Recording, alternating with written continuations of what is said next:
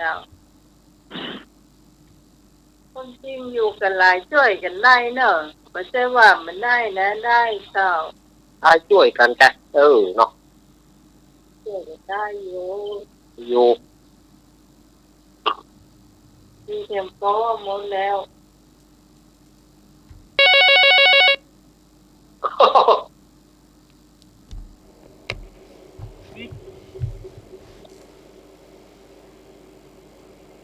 กราบนมัสการก็คือคุณอิสระกราบนมัสการผู้ปฏิบัติครับผมการนมัสการพระอาจารย์สวัสดีสมัยรักเป็นยังไงครับผมการครับผมเรียนพร้อมโยมพิสมัยผู้จัดรายการแล้วก็สวัสดีเจสวัสดีโยมพรสวัสดีโยมบุญแล้วก็แฟนๆธรรมะใครเครียดทุกคนฟังอยู่นะตอนที่ฟังอยู่เจริญพรและกราบนมัสการท่าน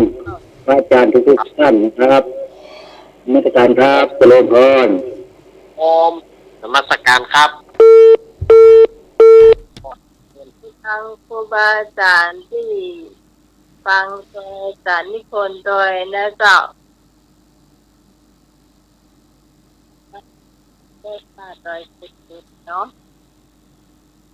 มีเตรียมโต๊ะหมดแล้วท่านสมัครว่า เจ้า สักอย่าง หมดแล้ว หมดแล้วหมดแล้วเนาะสำหรับคุณผู้ฟังที่ตอบปัญหาเพลงมานะเจ้าตรงมดตรงมวลนี่เขาจะไปรวมกันช่วงพักนะเจ้าที่ผ่านได้ก็ใจเอาแต่ตัวผ่านด้านเอาไปเป็นเฮ็ดไก่ย้ายเอกพะเยาเนี่ยเจ้าอาจจะไม่ได้มาห่วมกับเฮาแต่ว่าเอกได้ทำบุญกับเฮาแน่นอนเจ้าว่าพอจะถึงเดือนธันวานี่น่าจะเกินร้อยอีกก้าเนาะ อ๋อครับ มันจะมีอย่างวันนี้เป็นผูกเนาะแล้วติดหน้าเห็นติดนี้รู้สึกว่าถ้าพี่นับบอกผิดนะมันมีเข็มสี่ติดกันเนอะ กันนากะ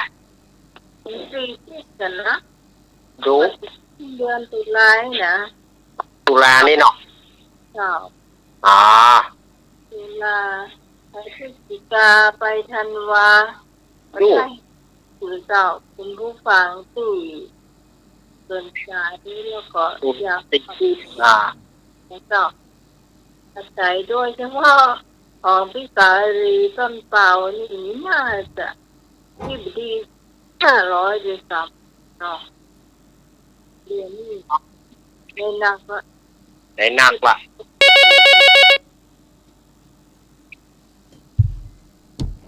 ครับวันนี้เพลงยอมเลยครับวันนี้นะมันมาเข้าทางเลยอ่ะวันนี้เจ้าหัวลงจีนอ่ะความดันขึ้น180มันไม่ถูกทาง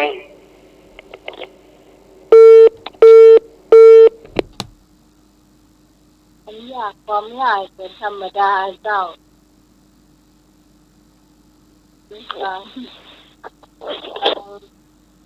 ท่านก็อาจจะหูซักบางท่านก็จะแล้วก็กันนากะก็บอกว่ากันเนาะเจ้าค่อยจ้างสมไปเจ้าถ้ามันใหญ่เลยมากนี่ก็มันก็ใจเป็นการทายเป็นการเจ้าเนาะอยากของใหญ่ของเนี่ยเจ้าของ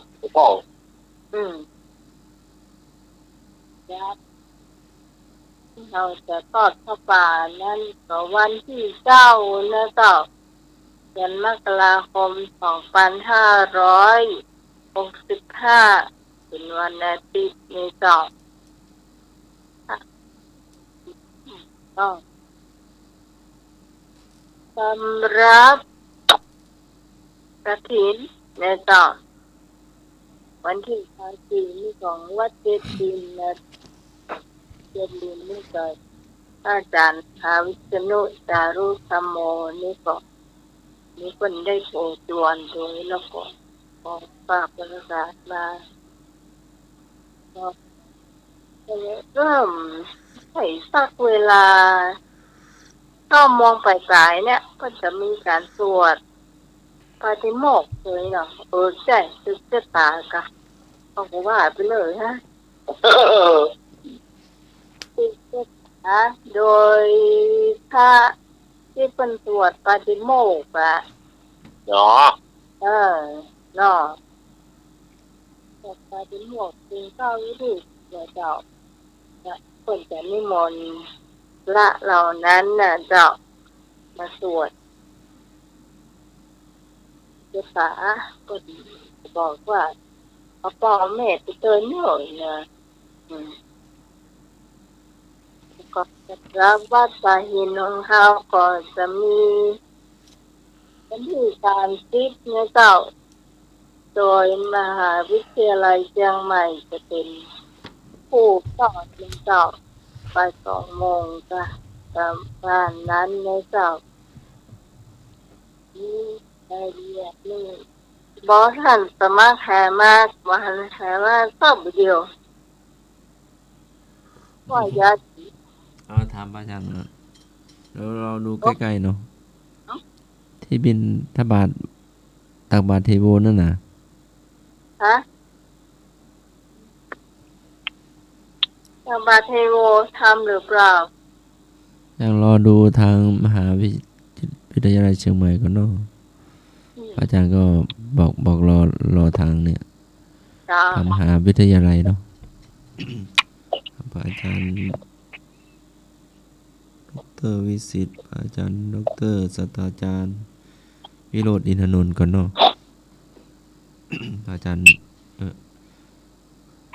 อาจารย์นั้นดูแลสำหรับช่วงต่อไปเราก็จะมาทายปัญหาพุทธประวัติและเจ้าคุณผู้ฟัง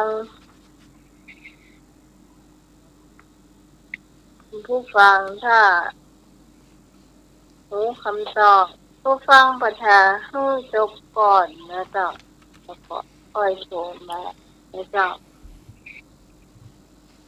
ให้สมาชิกอ่านคำถามสัก2 รอบเนาะวิชาพุทธประวัติธรรมศึกษาชั้นโทถามว่า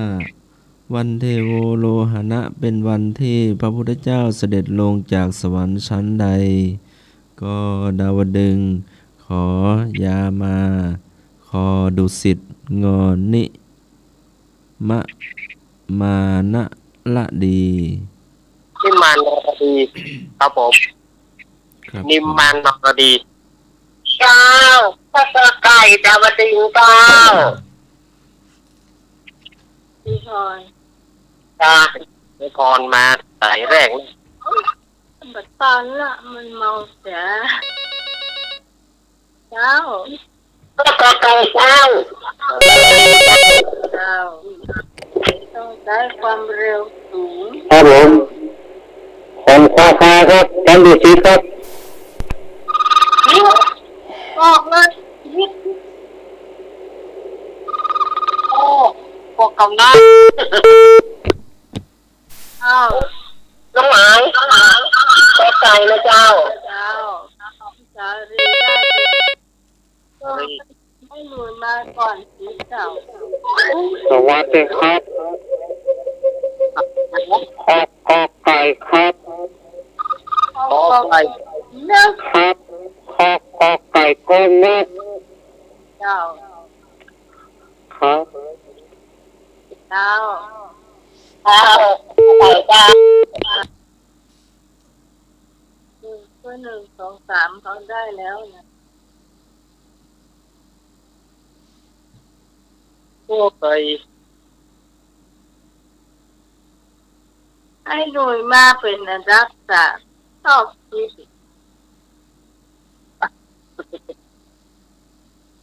ดูสิว่าไปอย่างดูสิ เดี๋ยวฟูน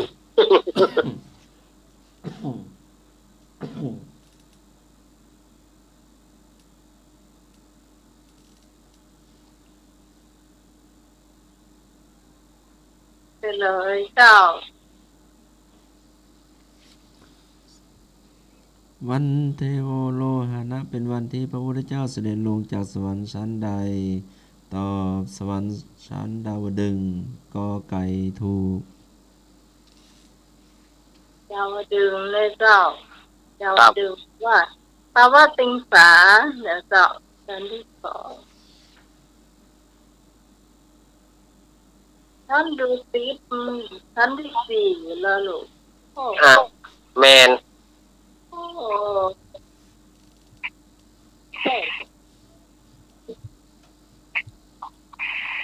เป็นที่ได้คะแนนนะเจ้ารายงานก่อนเนาะที่พรเจ้า2 คะแนนเจ้าแม่บุญได้1เจ้าพิสารีได้2 คะแนนเจ้า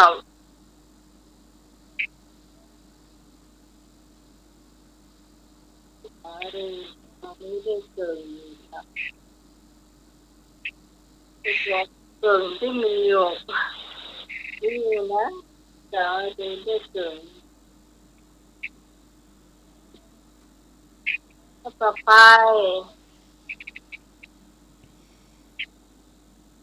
ข้อต่อไป ถามว่า คุณธรรมใดของพระสารีบุตรที่ควรถือเป็นแบบอย่าง ก็ความกตัญญูขอความมีหิริขอความมีสติงอความอดทน เร็ว เอาเร็วเลยมาเลยสถายัดเจ้าด้วยกระไก่ความกตัญญูเจ้าก่อน ข้าวกบไก่ครับกตัญญูครับผม ไอ้ผมดูเจ้าก็กระไก่เจ้าเมบูน นี้เคยถามไปด้วยซ้ำเนาะไปถามไปแล้วด้วยซ้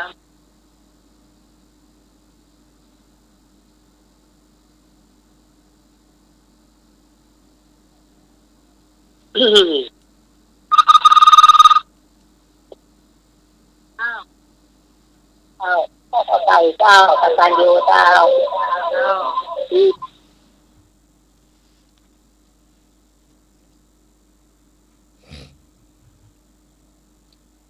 อ่อนไอ้กลุ่มไอ้กลุ่มในเจ้า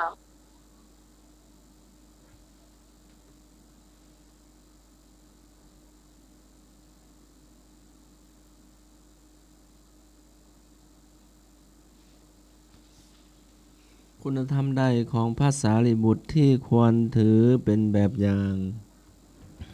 ก็ความกตัญญูขอความมีหิริขอความมีสติงอความมีขันติ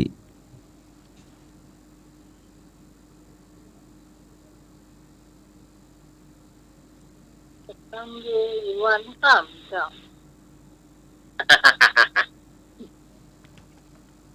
ถ้าตอบไม่ดีเราไปถูกได้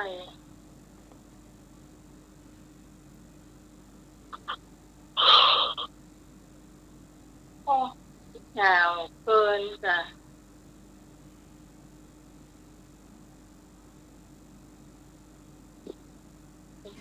เลย เฉลยเนาะคุณธรรมใดของพระสารีบุตรที่ควรนับถือเป็นแบบอย่าง คือความกตัญญูกอไก่ถูก ไปจบ แล้วก็ข้อต่อไป อนาถบิณฑิกะหมายถึงผู้มีก้อนข้าวเพื่อใคร ก็คนรวย ขอคนค้าขาย คอคนรับจ้าง งอคนอนาถา เจ้า เราเจ้าคนอนาถาเจ้าต้องแหวนผู้ใส่ที่ข้อง ฮะ ข้อตะกี้เนี่ยข้อความกตัญญูน่ะใส่ถูกต้อง พี่ทอง และอันหนึ่งไม่ใส่ไอ้ทองกา ก็ไม่บุญ ไอ้ทองหรือแม่บุญ คงกับ ไอ้ทองมาที่สองนะ เจ้าก็ไม่บุญเจ้า ตอบข้ององูครับผม อ๋องงงูไอ้โกง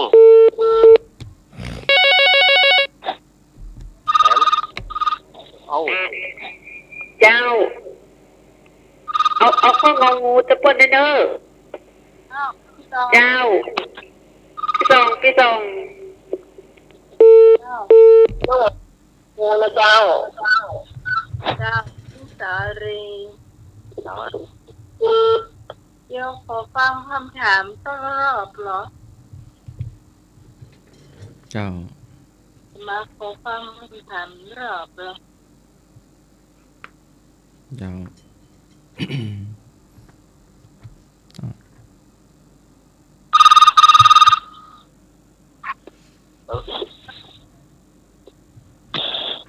ข้องงูเจ้า ขอฟังคำถามต้นรอบ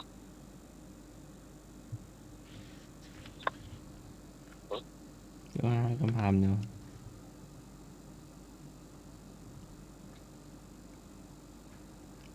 คำถามที่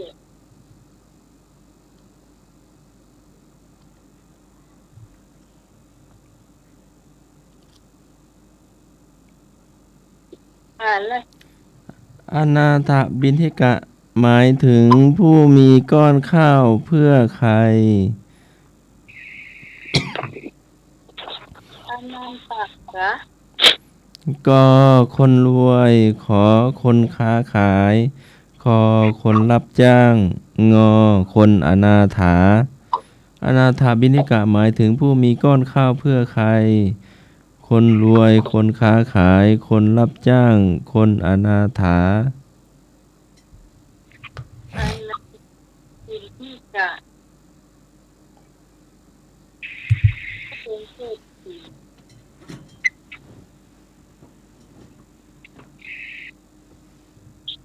เนาะเองต่อใช่แล้ว ฮะ อันนั้นป่าพิมพิกาเศรษฐีคนนี้เหรอ เอาคนนี้แหละ หนุ่มเจเจตอบได้เด้อ ข้าวเพื่อ เงียบไปเนาะ เพื่อใคร เพื่อใคร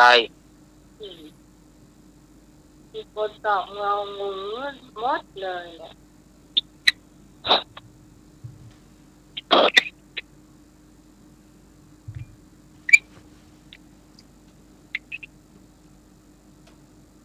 งองูวันนี้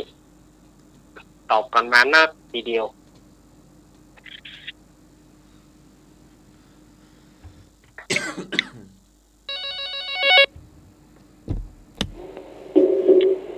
ครับเป็นไงออกมาขอไก่ครับผม ก็ไก่ลุงหน่วย ครับครับผม นี่เหลือ ครับ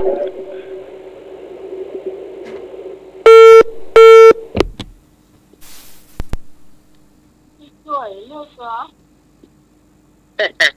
ผมเลิกไปไหนล่ะ นะข้อเดียว อืม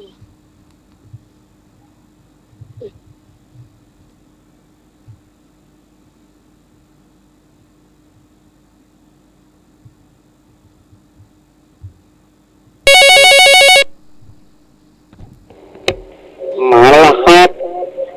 มาแล้ว ไม่มาแล้ว ตอบคืออนาถาคนอนาถา คนอนาถา ครับ อย่างก็คนโดนน้ำท่วมมาดูเลยก็ได้ดูว่าจ้า ที่น้ำท่วม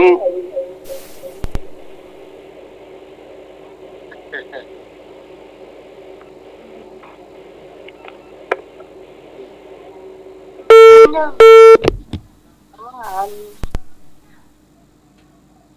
ฉันเมนเอาลักเจ้าเจใช้นึกคู่กันสักวัน เอาอู้กับตะวัน รับนมโหรักปีฮะ เจ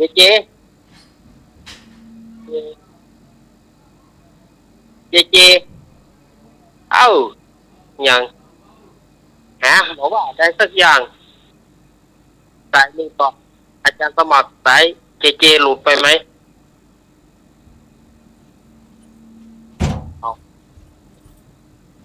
เรียนลองใช้โทรศัพท์เหมือนเครื่องกันเอาเข้าไป สายเจเจ หลุดไปไหม ยังอยู่ครับผม อยู่หน่อยเจอ๋อ โอ้ โอ้ตัวจ้าแล้วเหลือ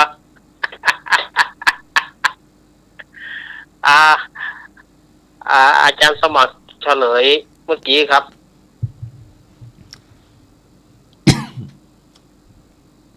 อนาถบิณฑกะหมายถึงผู้มีก้อนข้าวเพื่อคนอนาถา ข้ององู งองู พี่พร พรไอ้พง จากพี่พรและไม้พงเนาะ กับพี่สาว แม่บุญ แม่บุญเนาะ เจ้า อ้าวอันไหน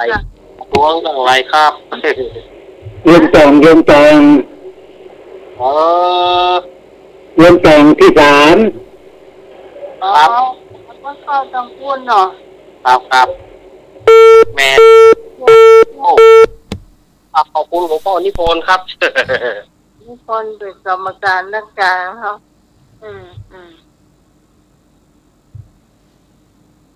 คนรู้ต่างได้ฟังอย่างใครจ้ะ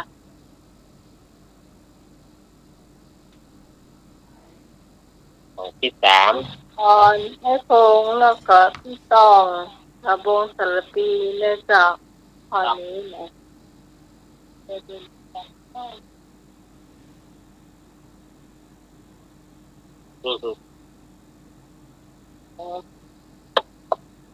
ข้อเดียวสั้นๆนะ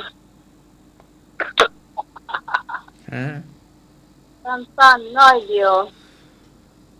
เมื่อสิทธัตถราชกุมารทรงตัดพระเมาลีแล้ว พระเมาลีนั้นยังเหลือยาวกี่องคุลี ก็1องคุลี ขอ2องคุลี เมื่อสิทธัตถราชกุมารทรงตัดพระเมาลีแล้วพระเมาลีนั้นยังเหลือยาวกี่องคุลี ก็1องคุลีขอ2องคุลี เอ้า คุลีหมายถึง ศรัทธาญาติโยม นิ้วมือ มา เมื่อโบราณยาวเท่ากับข้อปลายนิ้วของนิ้วกลาง เดี๋ยวก่อนนะถามมาหลายพวกนะก็ขอคนรักนะที่ถามสองพวกมันก็สองแล้วก็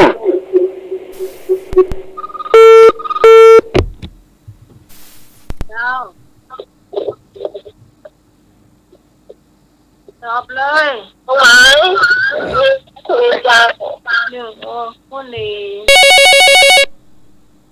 สารีเนาะ เจ้าส่งก็เอา1องคุลีเจ้าเอาข้อ1นั่นนะ เจ้า องคุลีเด้อ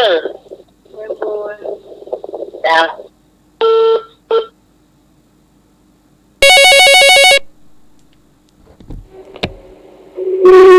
องคุลีเจ้า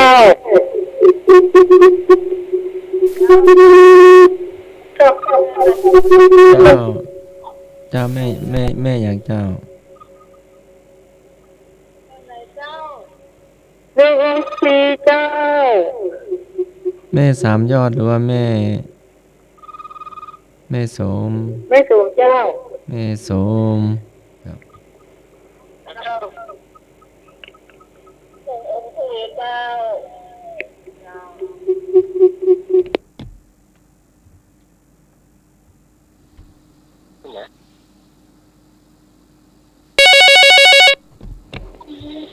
แม่ ครับผมอโลสองอันครับ หน่วยสองเหรอ ครับ หน่วยเอาสอง ให้เอา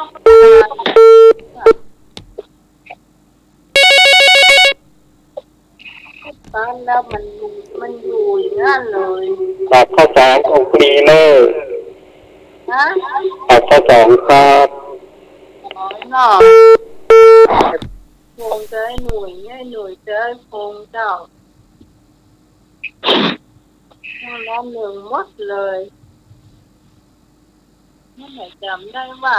ต้นพอว่าตัดหนึ่งอันมันจะอยู่อย่างนั้นตลอดนะเจ้าแต่ลืมไปแล้วว่าหนึ่งเด็กก่อน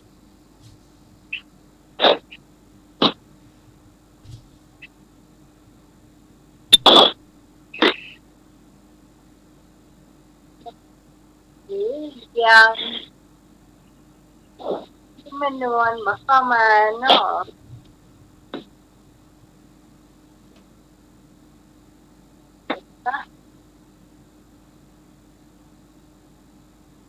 หมดแล้วเนาะได้เวลาแล้วเนาะ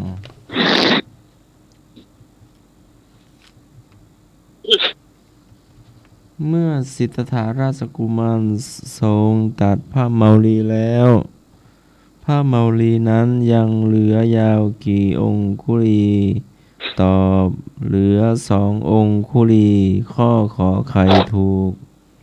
ไอ้หน่วยที่สอง หน่วยได้สองไอ้โปงได้หนึ่ง จ้องน้ำจีเจ้า อ๋อมาทีหลังวันนี้ เออ คะแนน ครับ ที่ได้ที่ไปตัวก็ชนะแต่ ปี เจ้า คนนี้จบถูก2 คนใช่ไหม ใช่ไอ้ห เอ นุ่ม ลุงหน่วยได้2นะแล้วผมได้1เนาะ เจ้า โอเค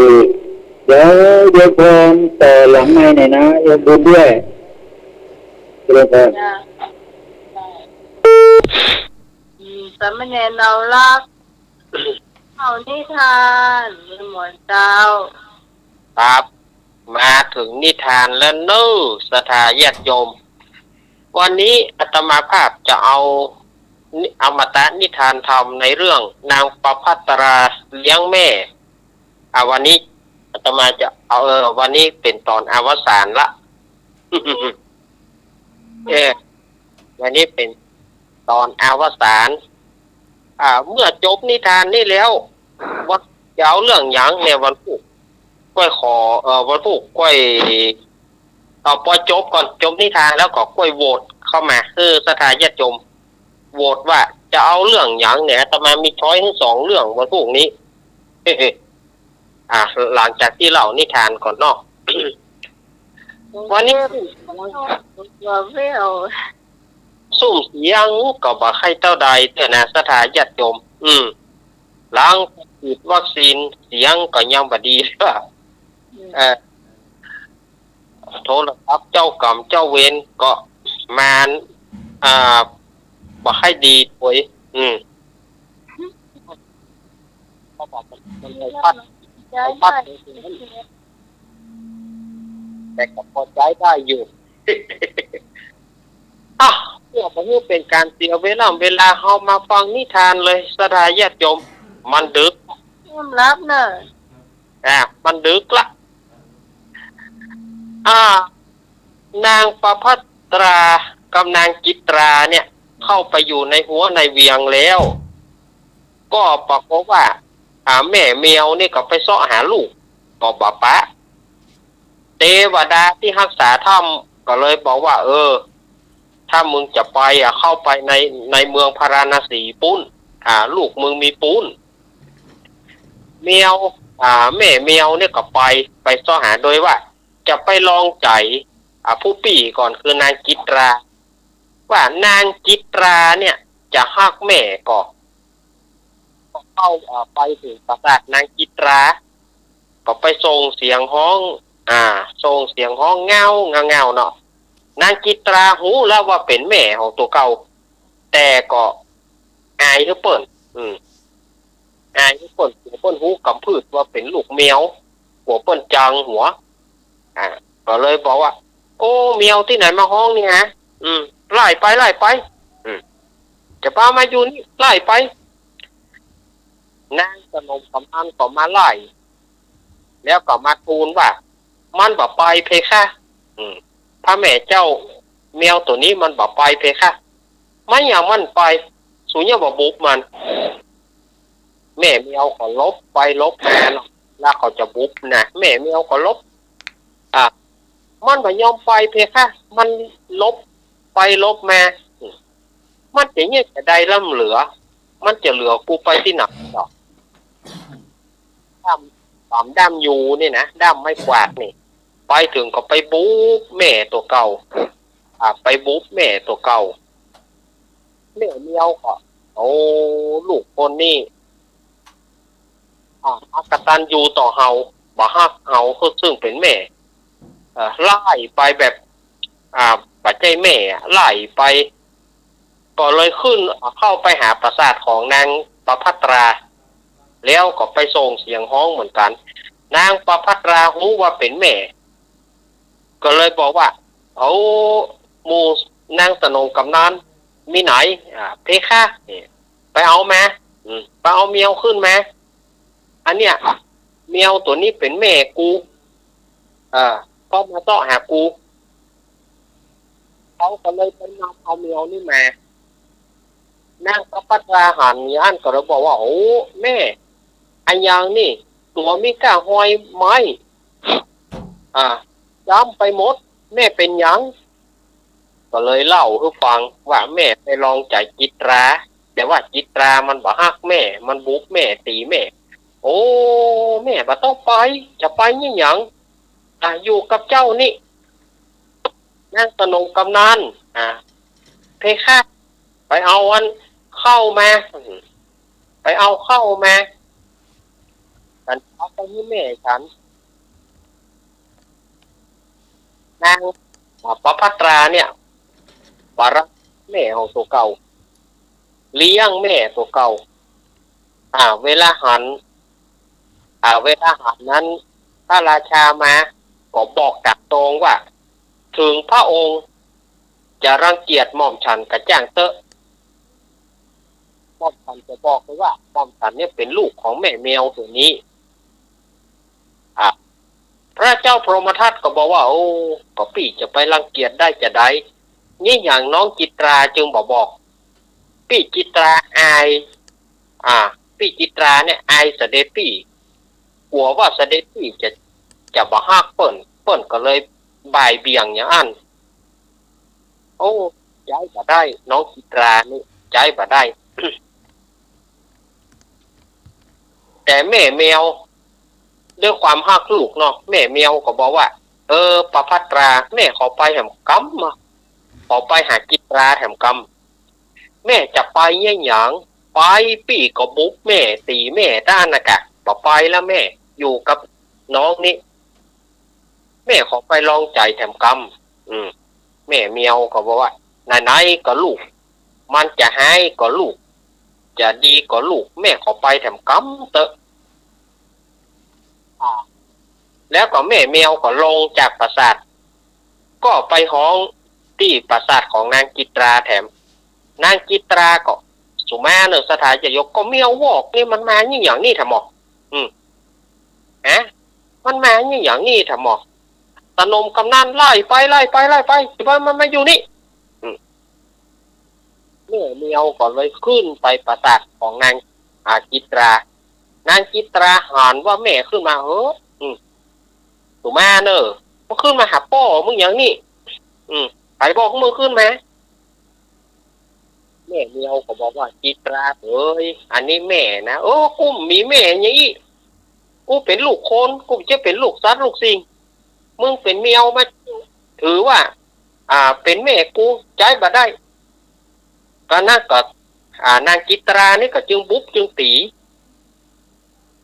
ใจไม้กวาดพ่องใจไหวพ่องฟาดแม่ไปแล้วก็เอาแม่เนี่ยโจกลงจากปราสาทชั้น7โอ้แม่เมียวก็เจ็บเนาะเพราะว่ากว้างจากปราสาทชั้น7เนี่ยสถานญาติโยมกระดูก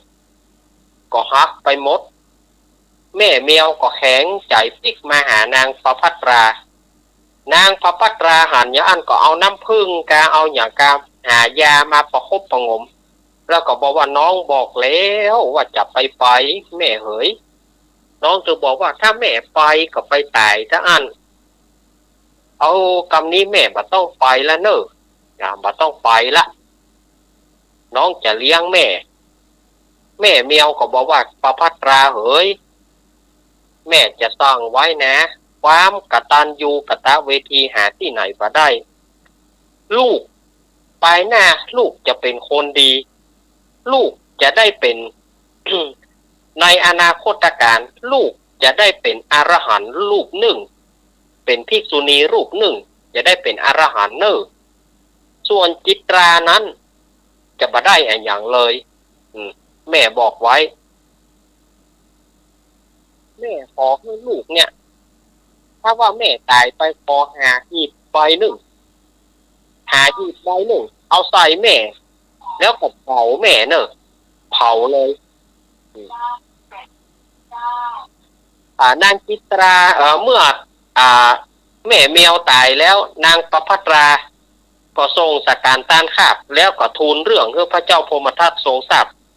พระเจ้าพรหมทัตก็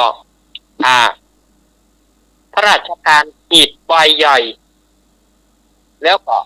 เอาใส่แม่เมียวแล้วไปเผาเมื่อเผาแล้วปรากฏว่ากระดูกของแม่เมียวเนี่ยกลายเป็นทองคำนางประภัตราก็เก็บเอาไว้เมื่อพระราชามาเยี่ยมก็มอบทองคำนั้นแก่พระราชาก็ถามว่าน้องหญิงไปเอาไหนน้องหญิงไปเอาไหนนางประภัตราก็บอกว่าเป็นกระดูกของแม่คือแม่เมียวโอ้น้องหญิงเก็บเอาไว้เตอะส่วนว่านางจิตรานั้นอยู่มาได้บ่เมินบ่นานก็มาคิดถึงว่าเฮาก็ได้เนี่ยกับแม่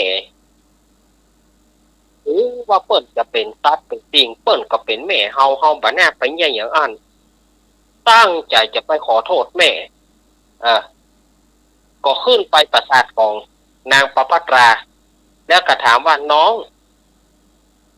กูเตือนนี่กูเตือนนะสุมาเตนางจิตราเนี่ยจะห้องนางประภัตราเนี่ยกูเตือนเนี่ยจะถือว่าเป็นอีเซอร์อีซึงจะว่าไปอย่างนี้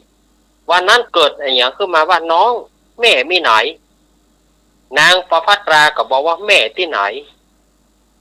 ก็แม่เมียวของเฮานะกับมีไหนปีเฮ้ยรู้สึกตัวก็สายไปแล้วนี่อย่างก็ปีอย่างกับแม่ไว้แล้วบัดเดียวเนี่ยแม่จะไปมีอย่างนี้แถมแม่ตายไปแล้วเอาละศพแม่มีไหนน้องไปแล้วโนเวสเวิร์นเวอร์น้องเผาไปแล้วนางจิตราเมื่อหูว่าแม่ตายก็ให้แล้วก็โล่นลงปราสาทจากชั้น7ของนางประภัตราแต่ว่าด้วยบาปกรรมที่ได้ทำกับแม่นั้นก็ลอยละล่องตกลงแผ่นดินบ่อาจจะฮับคนชั่วอย่างนางประภัตราได้อย่างนางจิตราได้แผ่นดินก็เลยสรุปนางไปไหม้ในนรกอเวจีเป็นเวลาหลายกับหลายกันองค์สมเด็จพระสัมมาสัมพุทธเจ้าเปิ้นก็ได้สรุปเรื่องว่าตู้เจ้าทั้งหลายเอ๋ยบุคคลใดกตัญญูนับถือบิดามารดาบุคคลนั้นย่อมเป็นสุขบุคคลใดได้ทำกับมารดาบิดา ถ้าหากว่ามารดาบิดานั้นเป็นคน ก็จะต้องอนันตริยกรรมอนันตริยกรรมนี่ก็คือห้ามสวรรค์ห้ามนิพพาน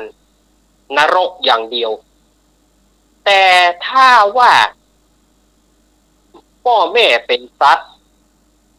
ต้องอนันตริยกรรมหรือไม่องค์สมเด็จพระสัมมาสัมพุทธเจ้าของเขาเพิ่นบอกว่าถ้าพ่อแม่เป็นสัตว์บาปได้ต้องอนันตริยกรรมแต่ว่าเป็นบาปใหญ่เป็นบาปใหญ่เหมือนกันถึงแม้ว่าท่านนั่นจะเป็นสัตว์เดรัจฉานแต่ก็เป็นพ่อเป็นแม่แล้วพระพุทธเจ้าของเราเปิ้นก็ได้จัดเก่าว่านางจิตราผู้นั้นหากมาในจัดนี้ก็มาเป็นนางกินจมานวิกาที่ได้ใส่โทษพระพุทธเจ้าแล้วถูกแผ่นดินสรุปส่วนว่านางประภัตรานั้นก็หากได้เป็นพระนางยโสธราพิมพา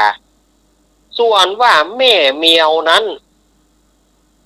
ก็หากได้มาเป็นนางอุบลวรรณาเถรีส่วนอันว่าจายยิงผู้นั้นที่เอาเมียวไปป่วยนั้นส่วนพ่อใจก็หากได้มาเป็นพระอานนท์ส่วนว่าผู้เป็นเมียนะหากได้มาเป็นนัพระนางเขมาภิกษุณีในการระบาดนั้นส่วนอ่านว่าพระเจ้าพรหมทัตหากว่ามาเป็นเอาพระตถาคตในการระบาดนี้เมื่อจบธรรมเทศนาบรรดาพุทธบริษัททั้งหลายและเหล่าเทวดาทั้งหลายก็ได้ถึงธรรมวิเศษมีประเทศว่าโสดาสกิทาคาอนาคารหันต์ตามบุญสมปานที่เขาได้กระทำมาศรัทธาญาติโยมได้ฟังธรรมได้ฟังอมตะนิทานธรรมในวันนี้ขอให้ท่านมีความสุขความเจริญขอให้ท่านพ้นจากโรคภัยไข้เจ็บต่างๆโรคหายโควิดเพื่อไปไกลๆอย่าได้มาต้องในเชียงใหม่แถมซ้ำและในสยามเมืองยิ้มของเราขอศรัทธาญาติโยมเราอยู่ดีมีสุขเหมือนกันทุกผู้ทุกคนเน้อครับผมสาธุเฮ้ยและในวันพรุ่งนี้ศรัทธาญาติโยมอาตมาจะเชิญชวนศรัทธาญาติโยมว่าวันพรุ่งนี้ศรัทธาญาติโยมอยากจะฟังอมตะนิทานธรรมเรื่องหยังอาตมามีให้2เรื่องนะศรัทธาญาติโยมเลือกมาเรื่องที่1เรื่องหมาเก้าหาง เรื่องที่2เต่าน้อยอองคำศรัทธาญาติโยมอยากจะฟังเรื่องหยังโทรเข้าหาเบอร์พี่ใหม่เด้อโทรเข้าหาเบอร์พี่ใหม่เด้ออยากจะฟังเรื่องหยังแล้วกันจริงๆจะไปนี่จ้ะเรื่องแรกหมาเก้าหางเรื่องที่เต่าน้อยอองคำมาสายแรกครับผมอาจารย์ครับครับหัวข้อฟังหมาเข้าหางนะครับข้าตองหมาเก้าหางเนาะครับเอาลุงครับ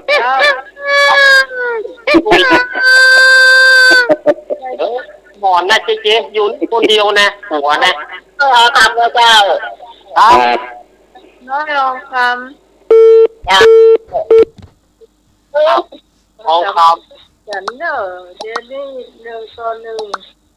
ต่อ 1เอาแม่แถมค่อยฟังเรื่องได้แม่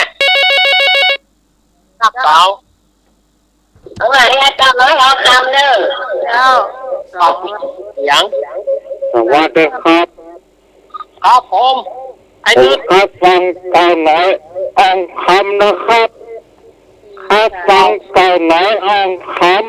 ำครับผมมาครับลูกน้องเนี่ยได้นะลูกน้องประตูไว้ลูกผีแหละอยากเขาฟองเข้าแหงนะ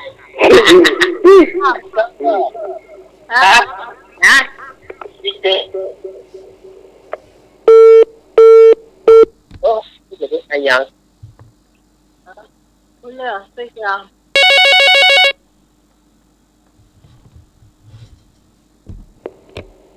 เจ้า เจ้าที่ต้องไปฟังเต่าน้อยอองคำเนอะ เต่าเนาะ เจ้า ตีตอนหนึ่งเนาะ เจ้า ตีตอนหนึ่งคะแนนเอาคะแนนนั้นก่อน นี่พี่คนก็จะเอาเต่าน้อยอองคำเจ้า เจ้า ต่อ ไม่กล้าเนาะพอแล้ว พอแล้วเนาะ5-1เอาไปว่าเต่าน้อยอองคำชนะเนอะลุงนุยเอาไว้รอบหน้าเนอะลุงนุยไว้รอบหน้าถึงจะเล่า ก็ แล้วไม่ได้เล่าทุกวันนี้ เอาคำจบค่อยมาต่อ เอาก็มาต่อก็อาตมาเอามาเรื่อยๆเวียนกันอย่างเงี้ยเอามาเตะเอามาเล่าตัวมันต้องบ่มีไผคนอวดรู้มีคนเดียวนั่นนะ ที่ได้ฟัง แต่ว่าแต่เด็กอะ วันนั้นได้ฟังเนนเตะธรรมนี่ ถ้าใครได้ฟังนี่มันป่อนขนาดนะเจ้า ขอบคุณ ที่เสียงแหบๆนี่นะ นะ เสียงแหบๆนี่นะ อืม ผมอยากก็ได้ยินต้นลุงนวลเล่าได้ทันนะโอ้เสียงบาดีเนาะโอ้เอาได้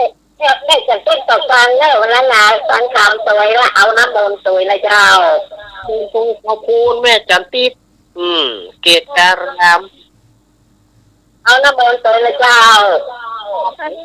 หมายเรานี่ทานเหรอเราเชี่ยเหรอ เอาเจ้า ไปได้ห้อง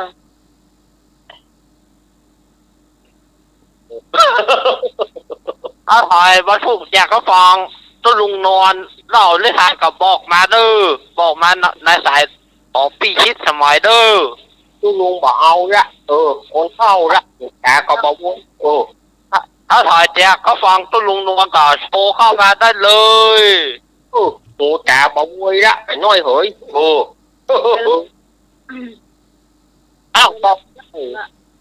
ช่วงต่อไป ส่วนต่อไป อาหาร ช่วงอาหารกะ เปิดแต่ ช่วงอาหารมากไปวันนี้แกงหยังโอ้ใช่ค่ะลืมไปละครับขอโทษ ยากมาก เอาแม่เอาปากแม่บุญจะแกงหยังเจ้า เจ้าอันนี้ไม่ได้เกินกับตันนะพี่ น้ำพริกกับหม้อเหมือนกัน น้ำพริกขนาดน้ำพริกมะขามกำลังออกแม่ขามน้อยอ่ะ โอ้ ว่าสูตรไปแม่บุญว่าสูตรไปเลยว่าไปเลย ว้าวจ้ะเอามะขามมาหน่อพักได้น้อยเด้อเอามาจะตำนั่นก็ได้เอามาล้างให้จนสีน้ำตาลมันมีนะล้างมันงดจากมันจนเขียวเลยมันจนเขียวแล้วก็เตรียมให้ใส่ถ้วยไว้ก่อนเอามาตำน้ำพริกก่อนน้ำพริกมันก่อนเนาะมีอย่างที่ใส่มีพริกเนาะมีหอมโบหอมเกลือมีกะปิเนาะเอากะปิอย่างลำก็นะอย่างดีๆให้นะแล้วก็ตำพริกก่อนพริกใส่นักใส่น้อยแล้วแต่คนมากเผ็ดก็ใส่นักมากเผ็ดก็ใส่น้อยมาอร่อยเอาใส่ลูกโดดเอาเนาะตำพริกนี่แล้วก็เอาหอมโบเตรียมตำมันจะละเอียดแล้วก็เอากะปิก็ตำตัวนั้นเราเอากะปิก็ตำตัว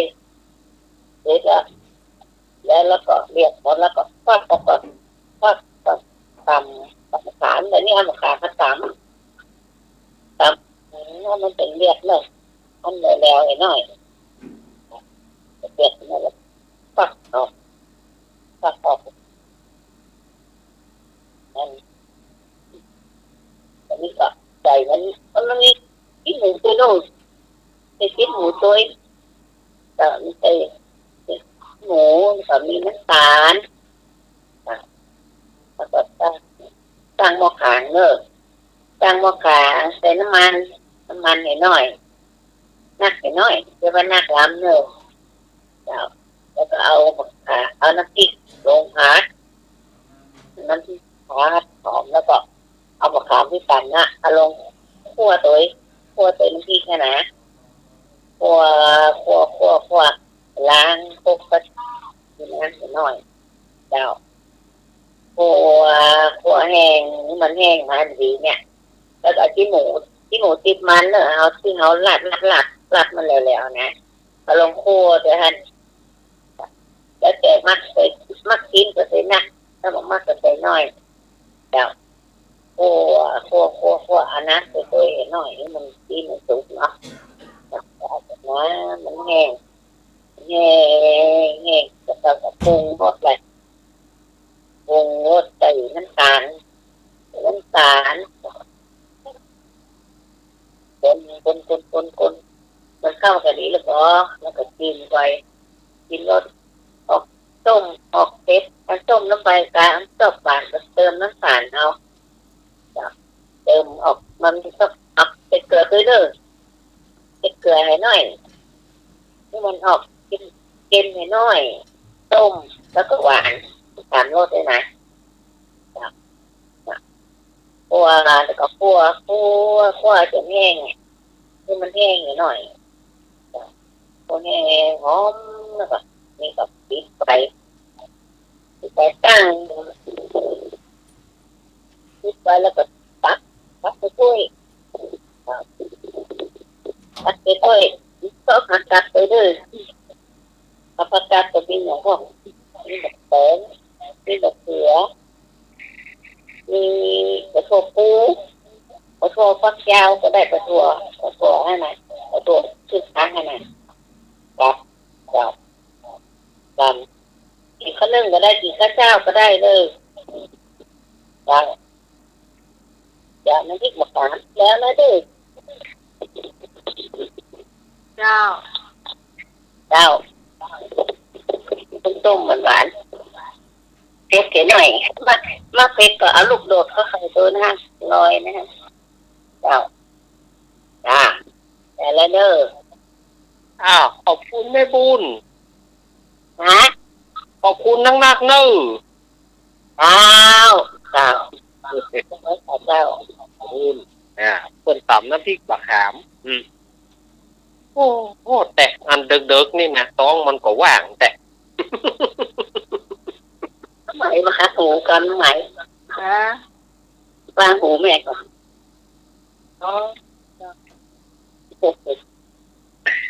แม่บุญ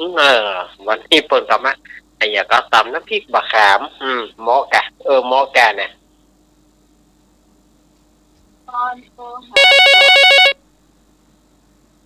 เข้ามันกันแล้วคุณถามไม่บินน้องไหมเจ้าวันนี้ไม่บินถ้าเราบินทวารหน้าบ้านพระเจ้าน้องการโทรไปมือถือยี่ห้อน่ะที่ไหนได้ยินหรือเปล่าถามหาที่ไหนไปหน้าที่ดัดฟ้าปวดไปธุระที่ใจเข้าห้องน้ำอยู่มาการฆาตกรรมมาอาจารย์นิพนธ์เรียงสบายที่หน้าบ้านนะน้องหมายเนาะทอนกับพัดกะเพราเอามือรดนี่นะรดมากแบบมีสารเคมีที่เขาซื้อมาเนาะแล้วก็แพ็คแข็งมาเลยแบบมีสารแค่อย่างก็น่ะฟอร์มาลีนเจ้าไม่พรเจอช่องล่างมั่งอยากถามไม่บุญนะไม่บุญใจไม่บุญอะไร จะถามให้บุญลูกดีแปลว่าอะไรลูกดีหรือเปล่า ไม่บุญวางสายนะครับ ลูกดีล่ะเห็นไหม วางไปแล้ว ลูกดีอ่ะเขาแปลว่าอะไรถามให้บุญหน่อยดิมันบุญว่าคนใส่ลูกดีอ่ะ กระพัดกระเพราปลาหมึกสดเนาะ ถ้าประทานก็เดี๋ยววันใหม่จะได้แต่นิพนธ์ ทำไม่ได้เหรอ ที่เราก็ ลูกโดดก็คือพี่ขี้หนูหลวงพ่อนิพนธ์ พริกขี้หนู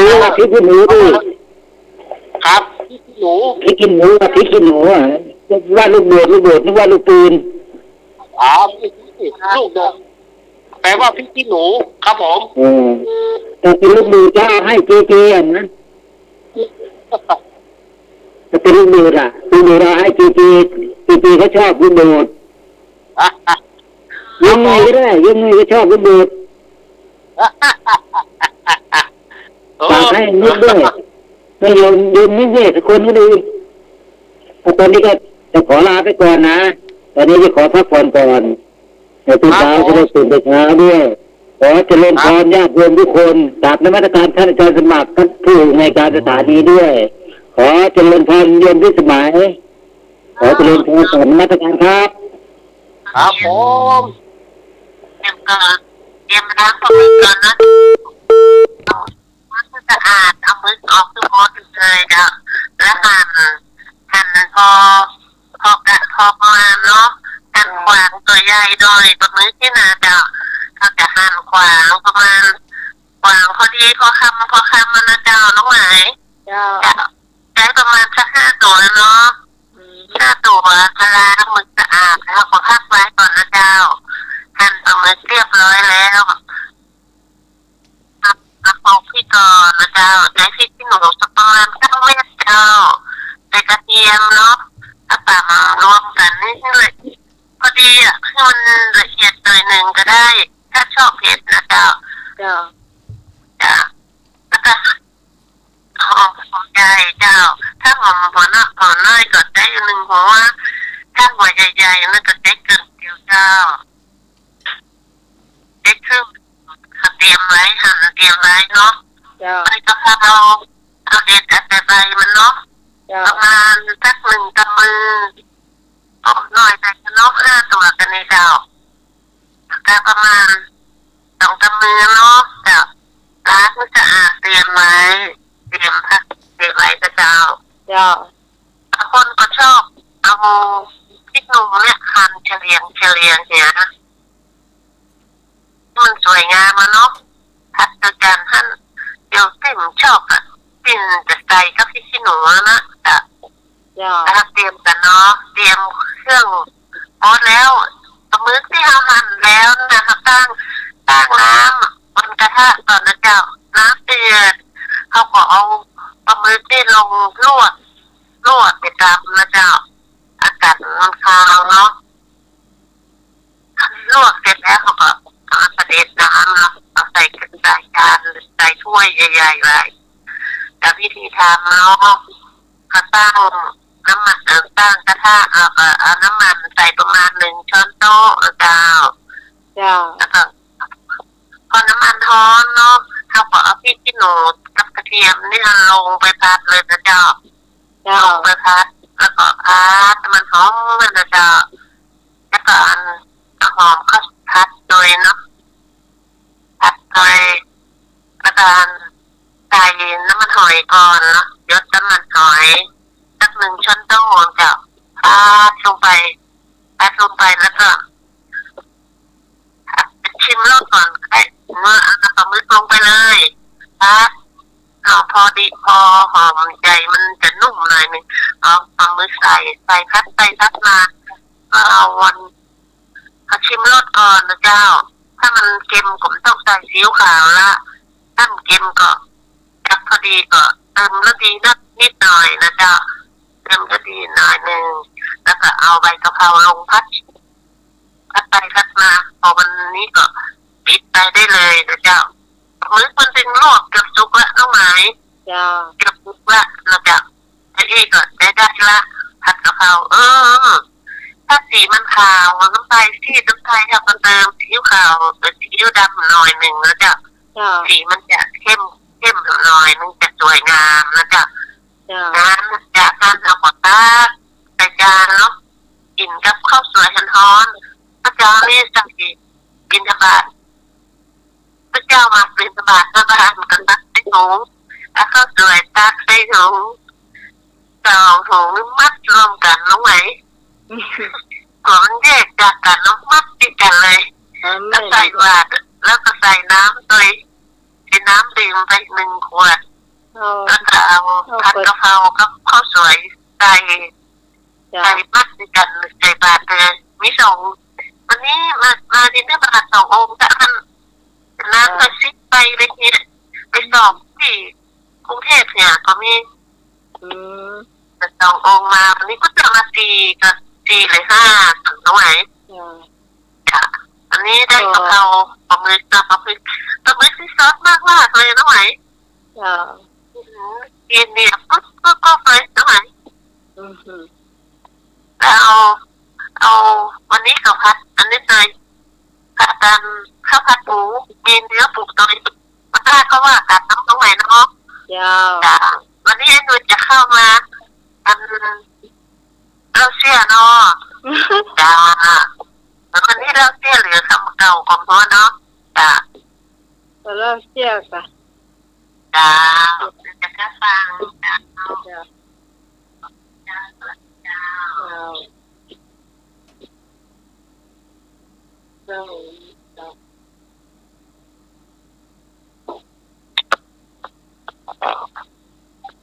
อ้าวเดี๋ยวก็หนอกเรื่องอาหารวันนี้ยายพรบอกมาเสนอแต่ยายพรได้อยู่จะได้เลยยังคะนอกไม่หน่อยยายพรยังไม่ใช่กันมาก่อนเจ้าย ายพรมารอบเด็กเนี่ยยายพรเมื่อใดกะรับไปเหียเมื่อใดกะรับไปเหียรับยายพรส่วนฟังเพลงอะไรส่วนอันนี้อื่นไทยโทรขอเพลงโอ้สาวหวานส่วนขอเพลงฝากเพื่อนคนนั่นคนนี้แกเนอลุย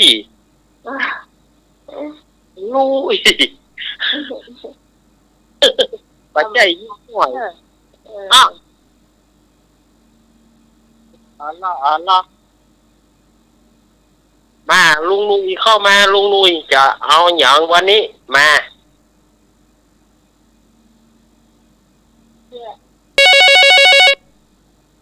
เข้ามาเลย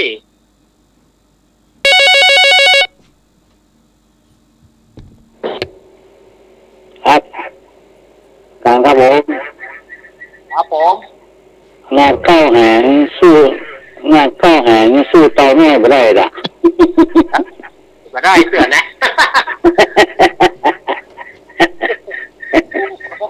ง่อยแหละเดี๋ยวไม่เป็นไรเดี๋ยวเอาปีคืนมาใหม่หางใส่คนละของการเต่าอยู่ล่ะลิงฝูงหนึ่งมีจำนวนไม่น้อยเต่าหลังตุงนี่มันอาศัยอยู่ในป่าวันนี้มีอย่างว่าไปเลยวันนี้เชื่อได้ครับคนเก็บผู้สะสมต่างๆนะครับบุญเนี่ยค่ะต่างคนต่างหอมกันเนี่ยหอมต่างคนต่างหอมนะครับทำบุญกับป่าทางไปถามมาแล้วค่ะ4-5 คนกว้านเรือหรอใกล้ถึงงานละถามได้เท่าไหร่เนาะได้มานัก400-500เนาะคนนึงกับ1,000ไปอันนี้ว่า2,000ไป3,000ไปเนี่ยคนสุดท้ายว่าเอาได้ละกะเก็บได้สัก4-5 หมื่นหรอก โอ้แล้วที่ไหนมาเหลือ4-5 หมื่นให้การไหนมาก็พอถามมันนี่มันแปลกงานก็มันมีว่าเงินมาไป4-5 หมื่นว่าไม่กะเก็บไว้ก็4-5 หมื่นมันหาโตไม่เอาวะ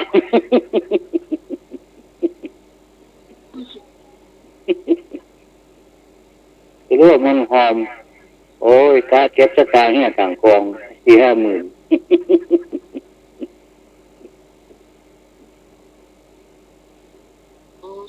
ไม่อยากเชื่อ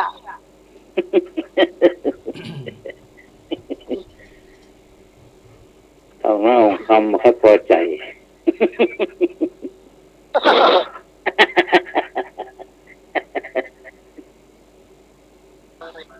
ครับ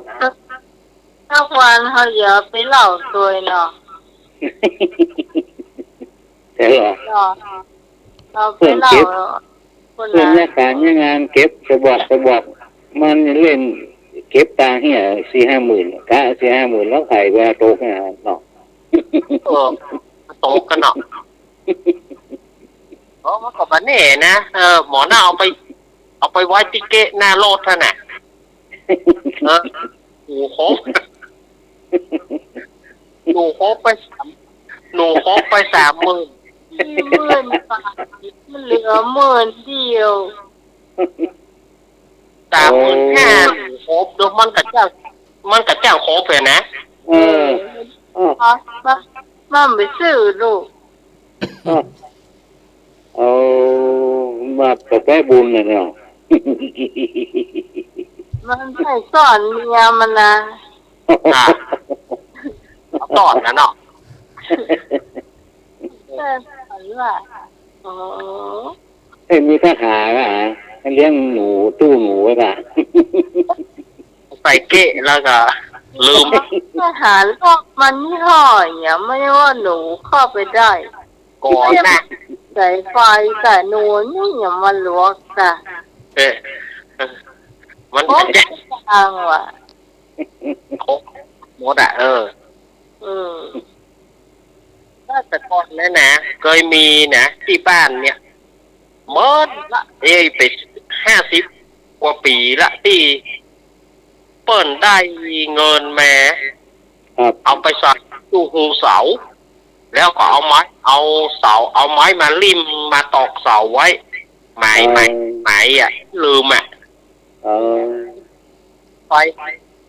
ขายเฮือนไปสมัยนั้นเฮือนหลังใหญ่ๆก็มากี่ปอนขายไปเปิ้นยกเอาไปหมดอะกะ เออ เปิ้นยกไปหมดอะเพื่อหู้อะได้ก็แม่นะ ได้ตังมาเอาใส่หูเสาแล้วก็ปักไว้ตอกใหม่แล้ววันเนี้ยอย่าลืมอะกะมันก็เปิ้นมาซื้อเฮือนในนี่เฮือนนี่อะไรปอนเนี่ย3 ปอนก็เอาผมซื้อเลยหน่อยแล้วผมจะมาลื้อละเนี่ย อ๋อ เปิ้นเตะกันเอาเสา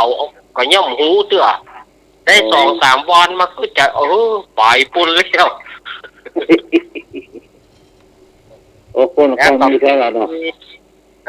คนเคยบอกไหม คนเอาพริกมาขายกาบติดนี่นะกาบติดที่เบียงหนองรองนี่คนเอาพริกมาขายเพื่อไปเจ้าเขาเราเพื่อเอาพริกมาขาย ครับ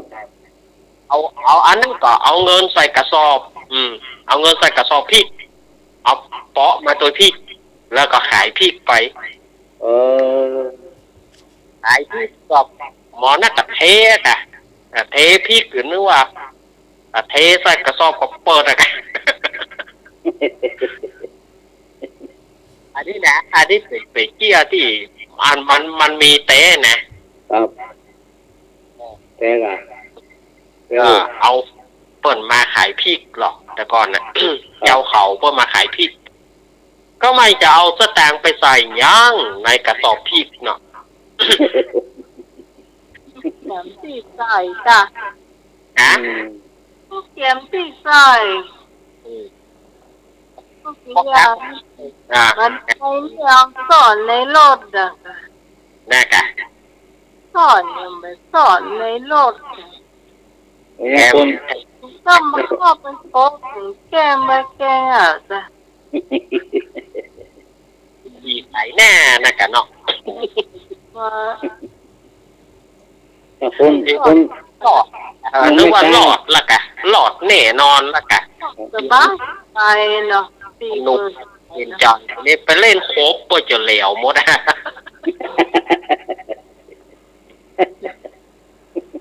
เจ้ากรรมนายเวร แถมอันหนึ่งกับพ่อกาหมูน้อยสมัยก่อนก็อันเนี้ยเรื่องนี้มันจะเกิดขึ้นทางสายป่าซางนี่เหมือนกันพ่อกาหมูน้อย ครับ พอซื้อหวยมาแล้วก็เอาหวยเนี่ย ไปสู้กับไม้การหับหมูเพราะไม้การมันจะมีหูอยู่หรอหับหมู แต่ก่อนนะหับหมูน้อยขายเนาะ ไม่ละ ทีนี้บอกว่าหวยออก ได้รางวัลที่ 1ก่อนดีใจแล้วรางวัลที่ 1โยกตึงไม้การโยกตึงกล้วยหมูนะกว้างลงน้ำปอเนอะกล้วยหมูกูอยู่กับมึงกูตุกไปตุกบอดปอเนอะกูกับกูอย่าหวังได้ปะก่อนก็กว้างบ้มมากะแล้วก็กึดใจไอ้อันหัวอยู่ในหัวไม้การไปมีสมัยนั้นรางวัลที่ 1รางวัลที่ 1ก็ได้สมัยนั้นถ้าอู้ก็3 ล้านถ้า3 ล้านสมัย50 กว่าปีเนี่ย แม่ มันธรรมดา 3 ล้าน โถไปได้ ว่าไหลลงน้ำไหนบ่ฮู้อ่ะ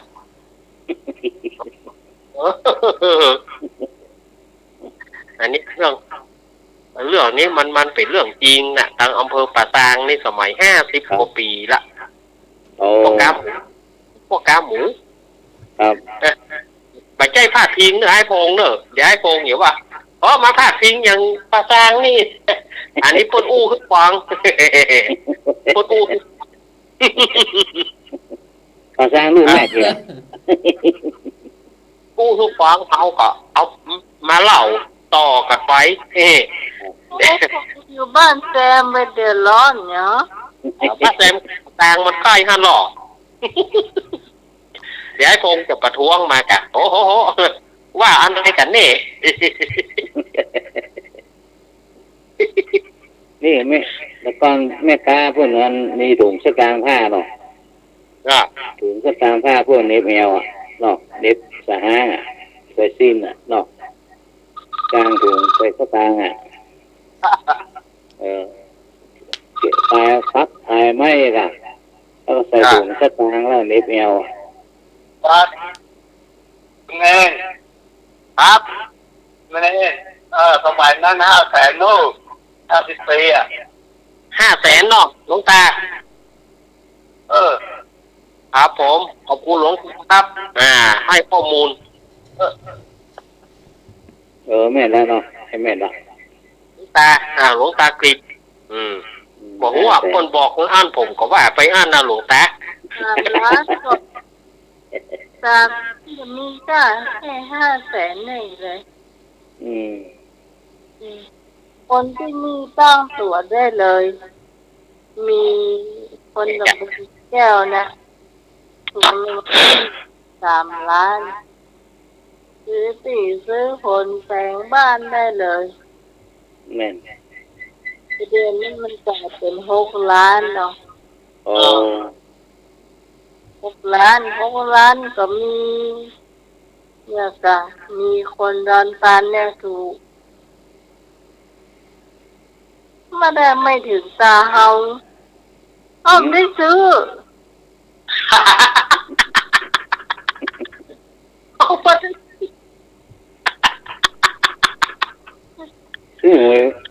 ซื้อหวยก่อนพ่อ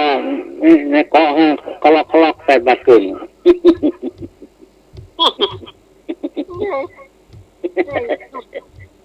เสื้อ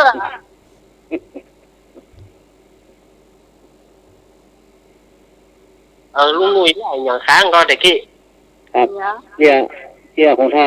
ก็เพิ่งมาขายครัวนี่ล่ะเพิ่งมีถุงสตางค์ผ้าหรอถุงยาวๆนะที่เพิ่งมีเจียบหูดอ่ะเจียบเน็บแมวใส่สางหรอก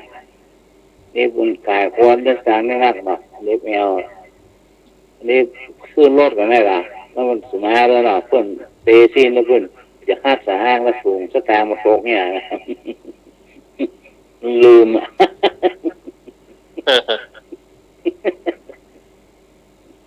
ซื้อรถไปแล้ว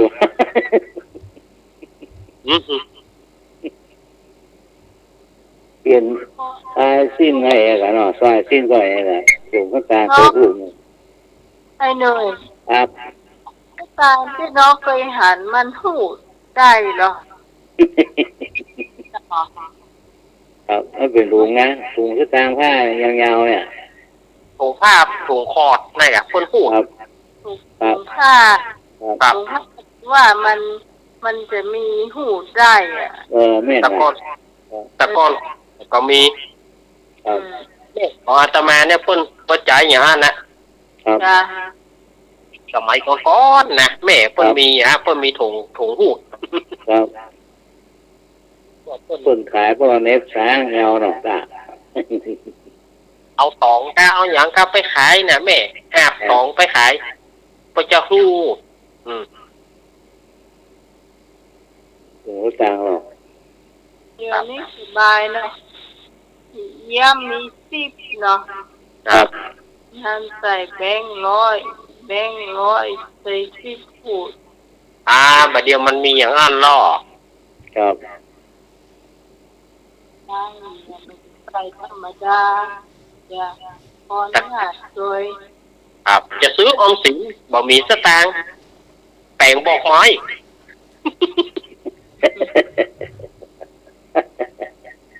บอกไม้นี่นะ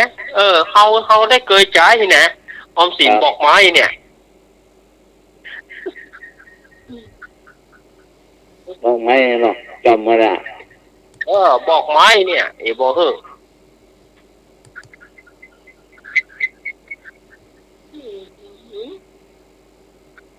โอ้ อมสินที่มันเป็นกระต่ายกัน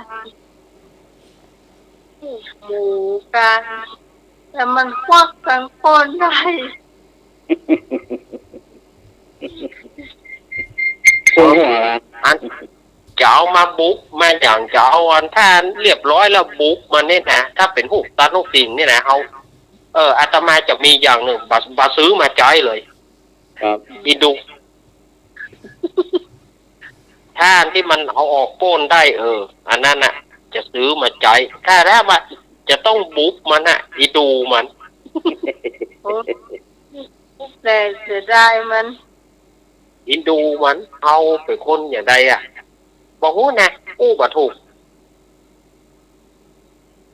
เอาว่าออกทั้งคน นั่นมันเป็นเรื่องของมันหรอก ผมเด็กก็ง่ายเน้นผมพี่นะมันมีการได้เงินอย่างอื่น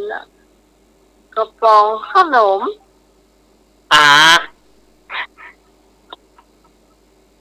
เปิดปุ๊บติดปั๊บเนาะ กระป๋องมันเที่ยงแล้วก็ล้างมาใส่สตางค์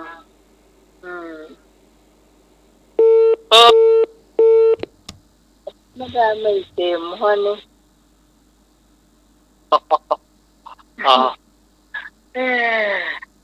วิธีเก็บนี่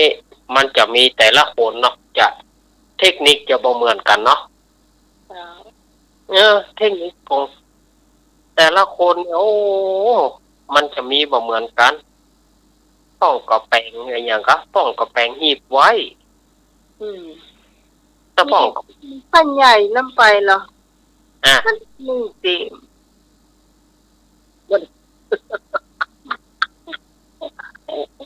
นเต็มเนี่ย ไม่ได้มีเต็ม น่ากัน มันมีอันอย่างหลาย ๆ อย่างนะวิธีเก็บของคนเฮานี่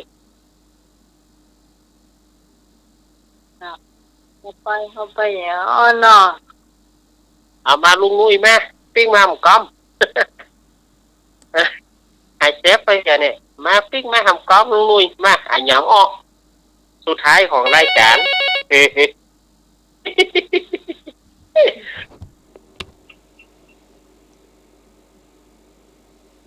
ครับ ครับผม ด้านแต่ก่อนนี่มีคนเท่าน่ะที่พวกเก็บสตางค์ใส่สลีอ่ะสลีแบบฟ้องน่ะก็ยัดสลีแบบฟ้องอ่ะก่อนน่ะพวกหลานสตางค์ยัดในห้องสลีหยองเสียทางนี้อ่ะ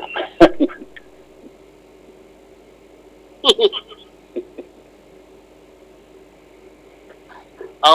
สลีอย่างนั้นบ่มีแล้วเนาะแต่ก่อนมีเป็นป๊อปอ่ะ ครับอ๋อหลายๆน่ะลูกหลานมึงหูอ่ะบ่ขว้างอ่ะบ่ท้อพ่อกาของเขาซื้อสลีเก่าได้หลายอ่ะเป็นหมื่นนี่แหละ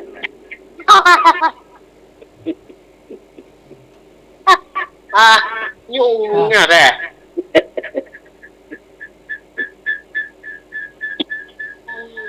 มันมีแค่เนี่ยนี่นะ อ่า มีแค่เลยอันนี้เขาก็จะหลับถึงอันป้าข้างบ้านนี้ก็เสียชีวิตไปละ อ่า นี่ตอนเขาเป็นอยู่ยังบ้านเนี่ยเอาไปลงถอนก็บอกว่า ครับ ถ้าต่างมันอยู่ที่หมอนมันนอนขนาด แม่น ลองไปแกะพอเนอร์ไปแกะพอลูกก็ว่าได้เท่าไหร่80,000อ๋อ หมอนที่ไปแล้วนะ อืม ใส่เอาเย็บใส่ในหันน่ะบอกลูกคนว่าเข้าไปเอาหมอนที่แม่นอนค่ะเอาไปแกะพอเนอร์มันจะไม่หอยยิบอยู่หัน อืม เขาก็มาแก้พอแต่เนี่ยบ้านเจ้าสีเนี่ย อ๋อ ที่ฉันงานฉันก็ไปจอดรถบ้านเปิดนั้นอันก็ดีกันเนาะเปิ่นยังได้บอกลูกบอกหลานเนาะอันที่บอกลูกบอกหลานนี่กันเนาะมันดีอันนี้เปิ่นยังสติเปิ่นยังมีอยู่อะบอกลูกบอกหลานว่ากลัวลูกหลานบอกงูเจออย่างที่ลุงหนุ่ยว่านะเอาสลีไปกว้างพ่อกาของโอไปปอด อันนี้นี่แกเนาะ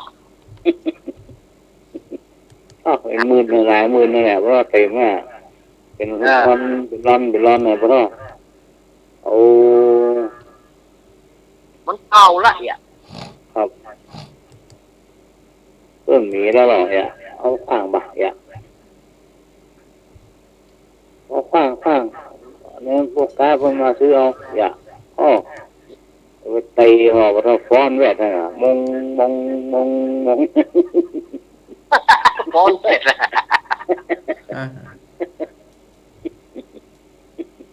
นี่นะฮะ มาเสร็จรับแล้วใช่ อะไรเอ่ย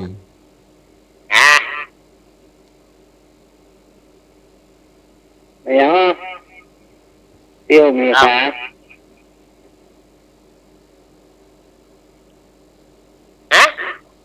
ไม่เอาเตี้ยวไม่มีขา เดี๋ยวหมอนึง ก็ไม่ต้องการไปไม่ขาดก็ที่แจง ชอบ ไม่เอาไม่หูไม่ได้ยิน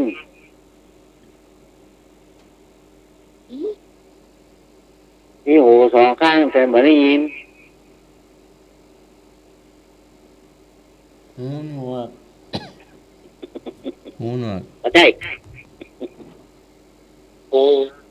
แกง เจ้าข้อง หมูหม้อแกงนี่หม้อข้างมันได้ยินมีก็หูมันได้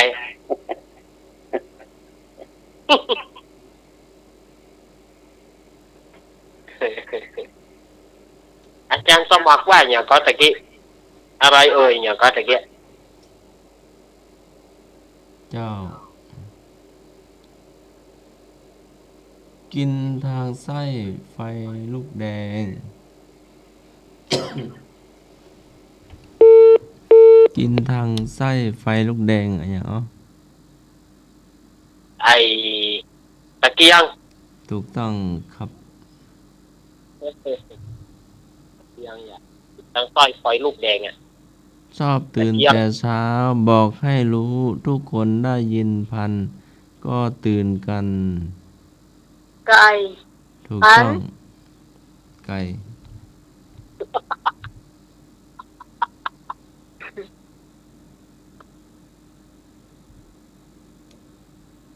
หลวงพ่อปู่ตาแดงน้ำแห้งก็ตายอ๋อ เอ๊ะนกกระปูดตาแดง น้ำแห้งตาย น้ำแห้งกระต่ายอ๋ออะไรนี่เดี๋ยวกันเนอะนกกระปูดตาแดงน้ำแห้งกระต่ายมาลุยมา เจ้าก งไฟ เจ้าก ลมฟ้อง ต้ม กลมไฟ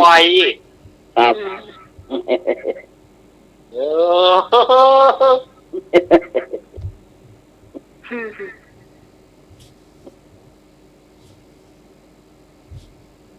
สองพี่น้องกอดคอกันโดดลงน้ำฮ้อนคงเล็บ สองพี่น้อง กอดคอกันโดดลงน้ำฮ้อน เอาลุงหนุ่ยว่าอย่างหนุ่ย สองคนพี่น้องป้าโดนลงน้ำร้อนตาท้องโข ถูกต้อง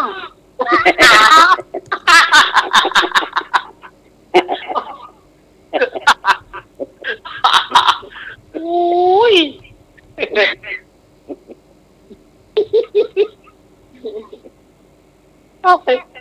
แต่กันเนาะมันโดดลงน้ำร้อนเอาทอดเนาะ ครับ เจ้าเฮ้ย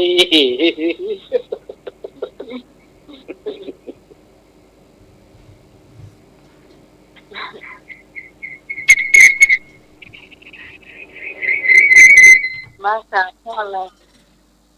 จังหวัดอะไรมีบุรีนะ จังหวัดอย่างมีบุรีนะ ครับ บุรีรัมย์ ถูกต้อง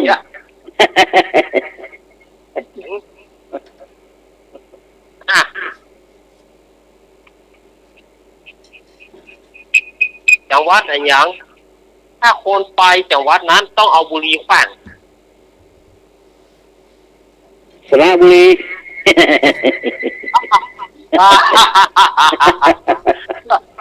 ต้องสระบุรีถ้าไปต้องเอาบุหรี่ขว้างละ วัดอะไรอย่างวัดอะไรอย่างเสี่ยงไม่ต้องห่อเข้าไป ฮะ วัดอะไรอย่างเสี่ยงไม่ต้องห่อเข้าไปเพื่อดึงมีให้กิน วัดอะไรอย่างที่ก็ต้องออกไป มันต้องเข้าว่าต้องน้ำไปเข้าเบิ่งมีให้กินสุดปีสุดแรงสุดปีสุดแรงวันค่ำคือลูก น้ำออกบ่อ โอ้วัดอะไรอย่างฮะอู้ย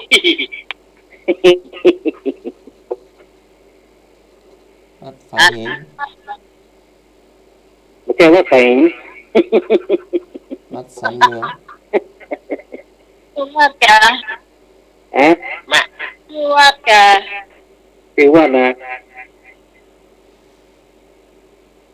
แม่ไอ้พงแม่ ว่าได้มีเข้าสุดสีสุดแรงวันข้ามคุณูมันมีอดมียาก ลูกวัดอย่างนั้นมันไปอยู่กันนะแด้ โอ้อยู่ตั้งละปูนอ่ะอยู่ตั้งมึงรีว่ะ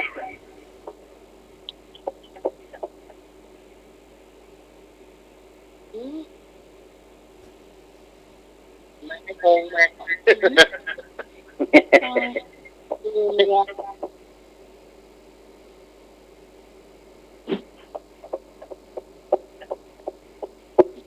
วัดอะไร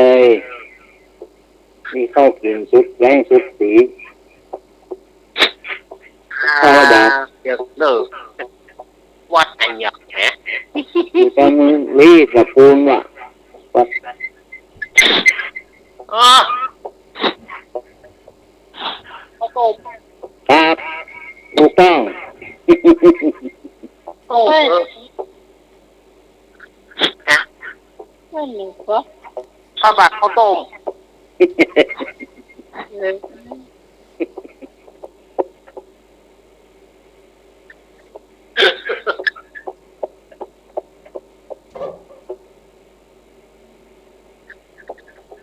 สุดแรงสุดสีหรอซึ่งมันแห้งอ่ะต้ม ไปถึง วัน ข้าวต้มเนาะเปิ้นบานเพื่อเอากินเอาปลาเข้าไปเด้อ ครับก็ต้มมาได้นั่นแหละเนาะ ต้มมาได้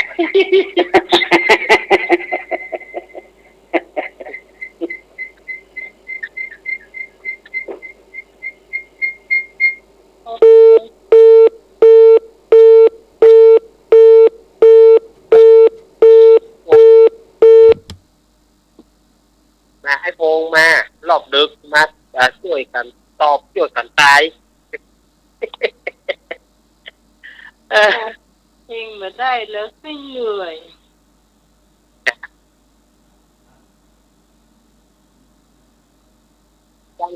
ถาม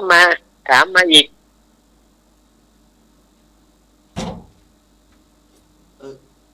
ครับผม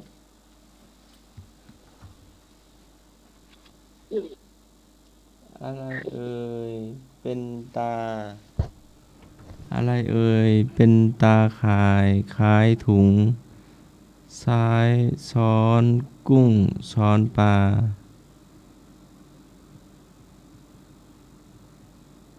นะคะ ฮะ ช้อนกุ้งปลา ครับ แต่หี สวิงถูกต้อง สวิงสวิงช้อนปลา อะไรเอ่ยยักษ์อะไรไม่กินคน อืมยักษ์ไม่กินคน ครับ ยักษ์ที่ใจดี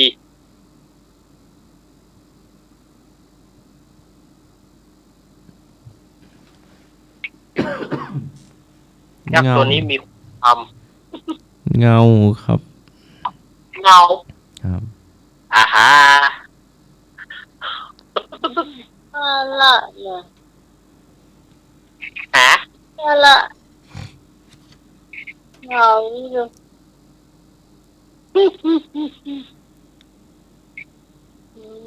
ใจก็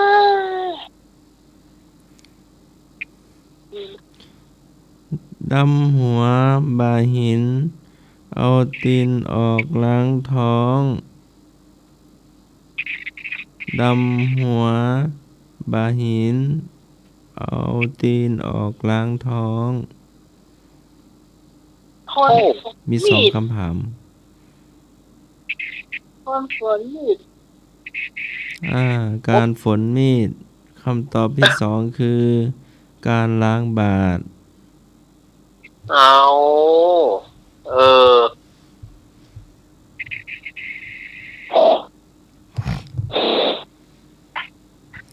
อะไร เอ่ยเห็ดดอกน้อยบานบนเขาเขียวกินคนเดียวเดือดร้อนตึงบ้าน ดอกน้อยอยู่ดอกเขาเขียวกินกันคนเดียว เดือดร้อนถึงบ้าน เดือดร้อนกันทั้งหมู่ก็ราหูอมจันทร์ เออ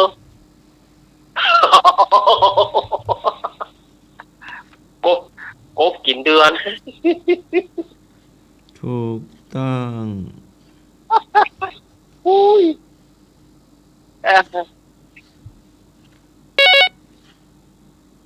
มาละ มาแล้ววางสายไปก่ะโทรมาใหม่เนอะ งูแน่นอน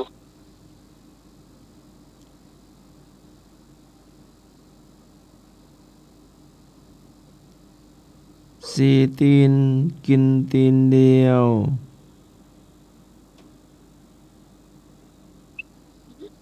ตีตีนกินตีนเดียว แมงหัวเขียวกินแมงก้นเบี้ยว เออ คำตอบ เต่า สี่คำตอบ เต่ากินเห็ดเป็ดกินหอย ถูกต้องครับผม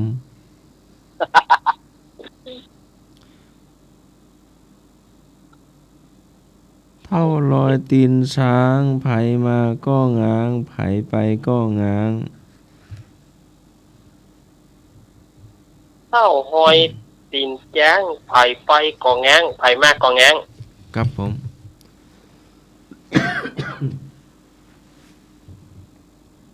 ประตู ยังไม่ถูกครับผมคำตอบคือกล่องใส่ยาเส้น หรือกองใส่ยาเส้นนี่ ครับผม กะโหลกยานั่นเหรอ กะโหลกยา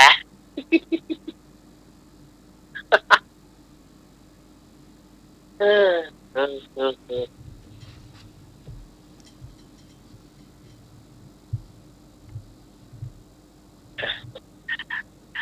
ลุงหนุ่ยก็ได้พงก็ได้ฟังรับเถอะ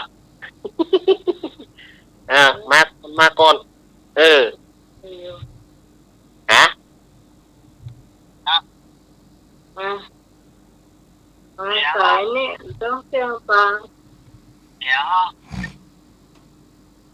ไปเดียวไข่ยาวสีขาวใส่หมวกแดงโดนกำแพงไปออกมามาก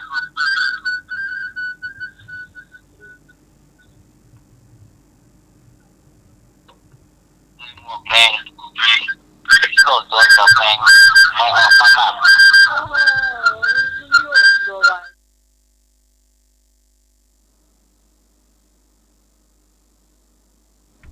ใส่หมวกแดง เดินจนกำแพงปล่อยออกมา ล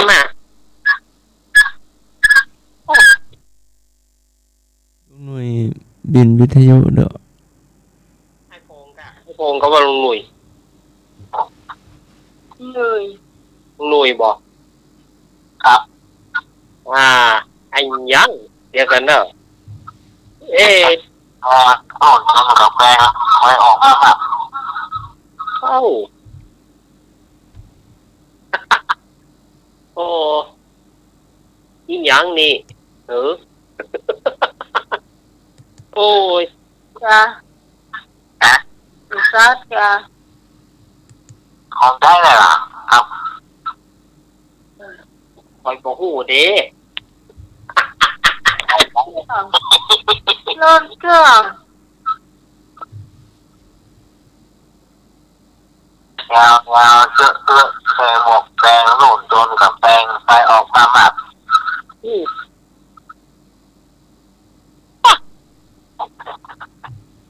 ไอ้ยังมี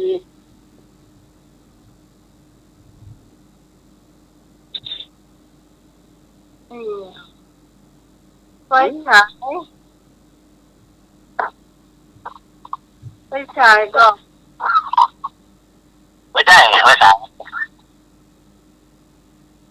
ยังอ่ะ ตั้งแล้วเหรอ เออ ไม่ขีดไฟ เออไม่ขีดไฟอีก แปลงเลยอ่ะก็โซ่อ่ะ อ๋ออ๋อแปมลำพังเขาว่าแปมพอที่แปมเนี่ย ต่อไป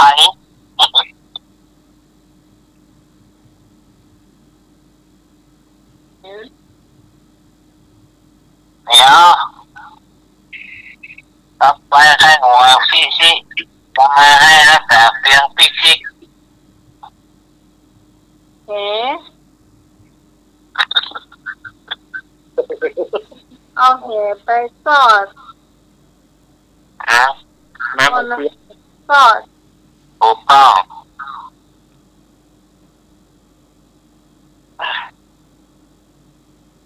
โอ้ดีดีออกระบบแบบโบราณ เดี๋ยว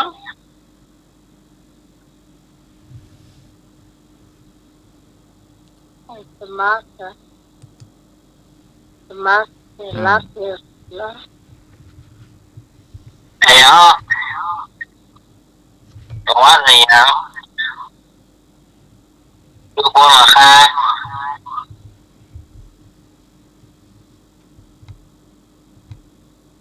บนราคาเดี๋ยวว่าเดี๋ยว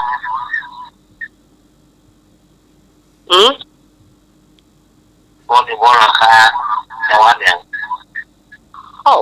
มีภูมิโคราช นะ ชัยภูมิโคราช ไม่ใช่ภาคเหนือเนี่ย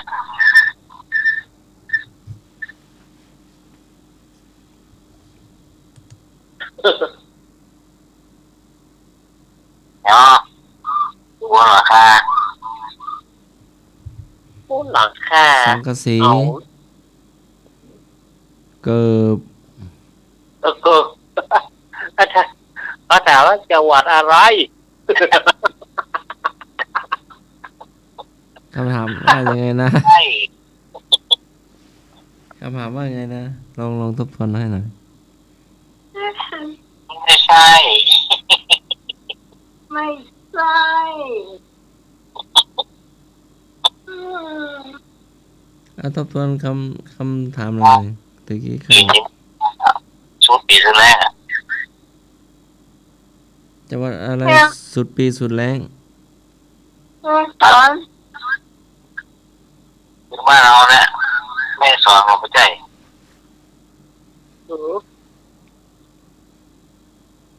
จังหวัดไม่ริม ครับ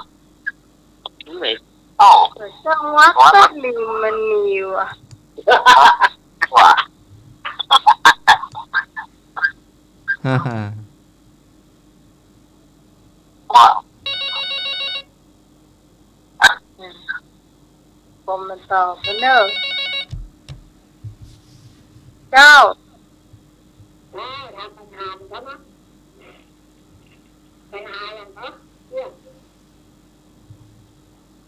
เจ้าอย่างอยู่บนหลังคา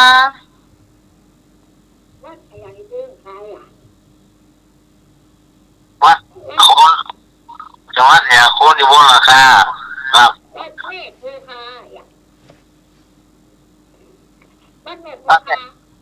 เดี๋ยวท่านจะมาเอาโทรศัพท์มาใกล้ๆแน่เหรอ แม่ปูคา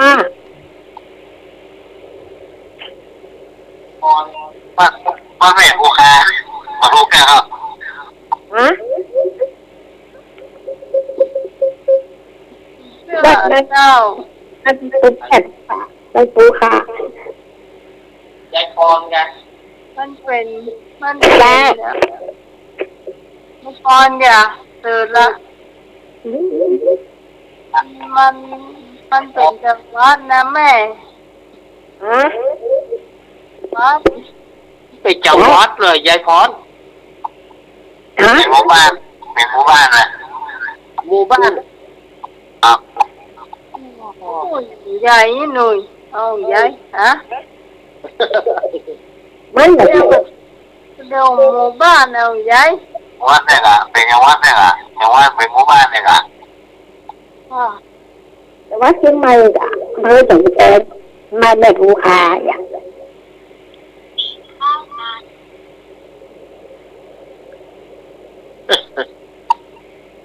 เอาเฉลยต้นเฉลยต้น ข้าวเหมือนกันแหละ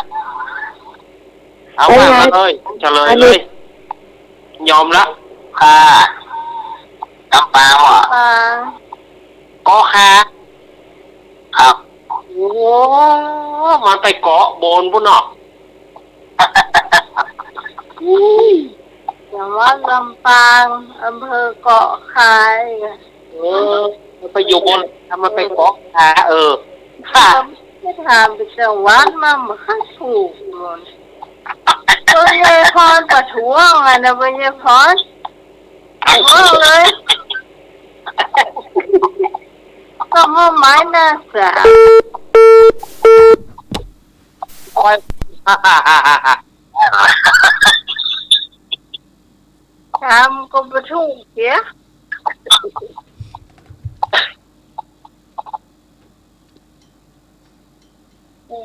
สมัครถาม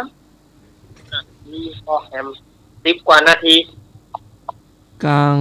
วันมีแต่ตัวจะมีหัวนอน จะมีหัวตอนกลางคืน วันมีแต่ตัว ครับผม แต่มีกลางคืน ครับผม เนาะ ไปแล้วก็เอา มันค่อนข้างหูเนี่ยคำถามนี้มันผ่านๆอยู่นะเคยได้ไอ้ยังคอยถามที่ไหนนะฮะอันนี้นะ ตอนวันมีแต่ตัวก็คือแม่หวยอ่ะเอก ลางวันมีแต่ตัว จะมีหัวตอนกลางคืน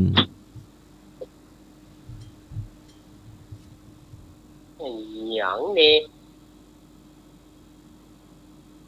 ไปเคียง หมอนเฉลยหมอน หมอนนี่ ครับผม กลางวันมีแต่ตัว อ๋อจะมีหัวตอนกลางคืนเพราะเอาหัวไปหนุน ครับผม โอ้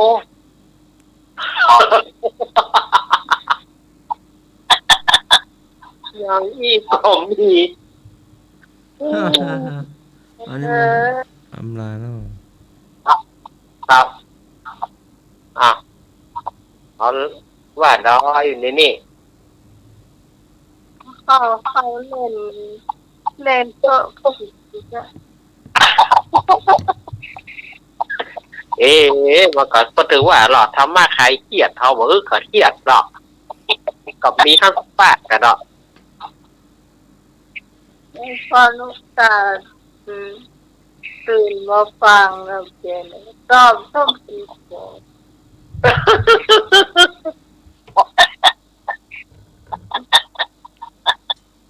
เอาตาโอ้โห โอ้ยเขาก็มากึดเนาะเป็นซุกผมเนี่ยเนาะเขาก็กึดบอกเตะ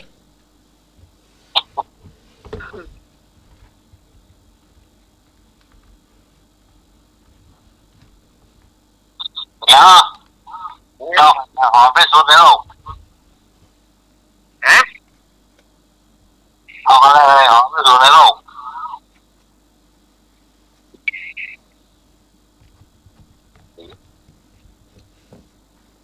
ดอกอะไรอย่างนี้ดอกอะไรหอมที่สุดในโลกพี่ ครับ ดอกอะไรอย่าง ดอกมะลิ ดอกมะลิ เดี๋ยวละ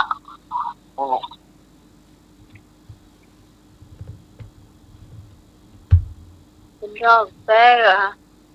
โอ้ ดอกแต้ดอกเล่น แก่ละครับเราก็แท้ไปหอมเลยมันก็น่าดื้อๆกันครับ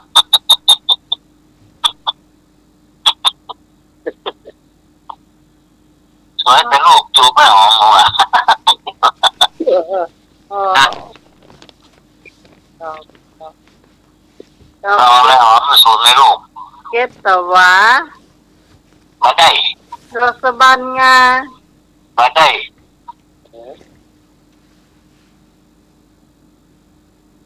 ดอกบอโอมันหอมเหรอดอกบอโออ่ะ ตัวละโซ่เนาะ ดอกบอโอมันหอมเหรอ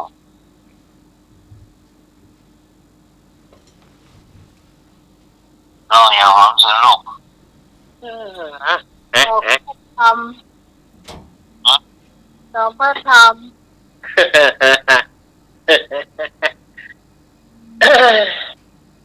อ๋อ นี่อยู่น้องมาท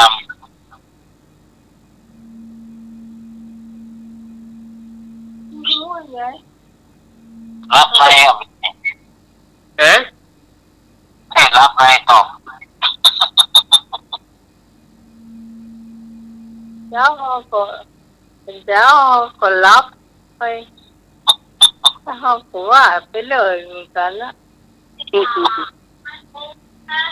เอาถึงว่าไปเลยไอ้เอาถึงว่าไปเลยเขาอยากกินข้าวอีก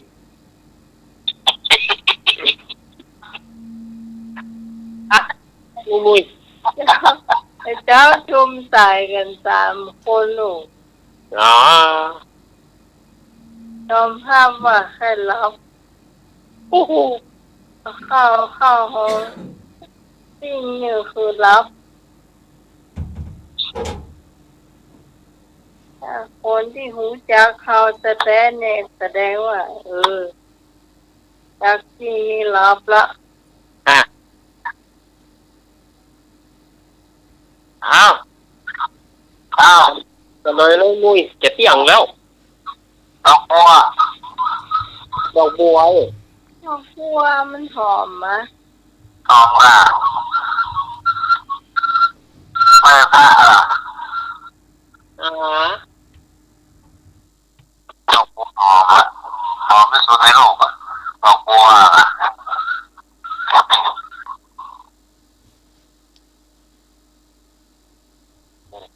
นี่เจ้าดอกบัวเนาะ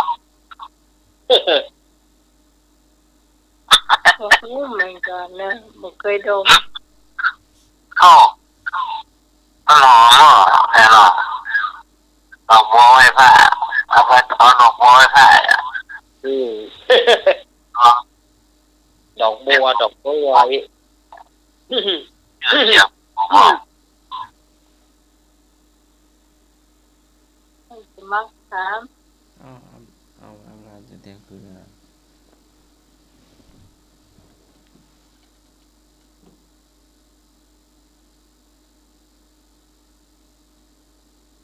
ใครเอ่ยกินก่อนวัด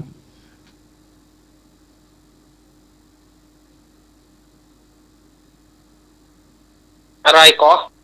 อะไรเอ่ยกินก่อนวัด กินก่อนวัดเข้า ปากทับพี อันต้องแหอย่าเนอะ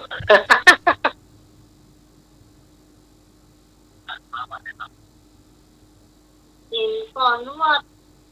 อ่า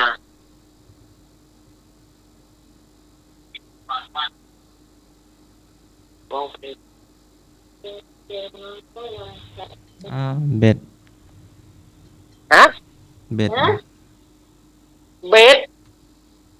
เบ็ดปลาเหรอ ครับถ้ามองไม่ชัดนะก็สระเอบอใบไม้มาถึกหูโดนเด็กอะ เอาเบ็ดตกปลามันไปคำถามมันไม่ตรงประเด็นเลยเนาะ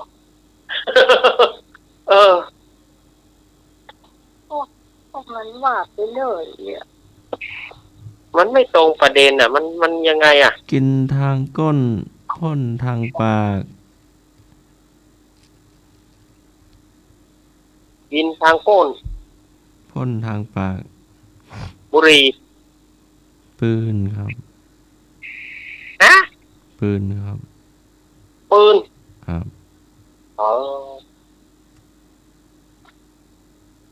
เอาแล้วบอจะเที่ยงคืนแล้วฮะ เที่ยงคืนแล้วเนาะจะได้พัก หนูน้อยไปพี่ผู้ไปเตยโม่โตเตยแน่ เฮาปอแล้วบอปอตีก่อนบอ ๆจ้า เนาะ มาคุณผู้ฟังเรียกมารับมานอนเตอสงสัยเจรับไปได้หลายรอบนะ เจรับแต่กะกับเนี่ยเจ วันนี้สิถามลง รับสนิทติดแถมลงแล้วเนาะ นะคุณผู้ฟังโทรเข้ามาล่ำลากันก่อนเมื่อเจ้า โทรเข้ามาล่ำลากันก่อนเนอะลุงนุ้ยไปไหนนุ้ยไปแล้วแก ครับเริ่มไปแล้วครับ เอาลุงนุ้ยว่ามาก่อนครับ นุ้ย รักษาหน้าอาจารย์ครับผมแม่สมาครับ เจ้า อาจารย์นิรักษ์นะครับที่สมัยครับอาจารย์นิพนธ์นะครับรักษาอาจารย์นิพนธ์นะครับธรรมะใครแก่ทุกท่านนะครับรักดีฝันดีครับผมลูกไว้สาวครับสวัสดีครับ ครับขอบคุณ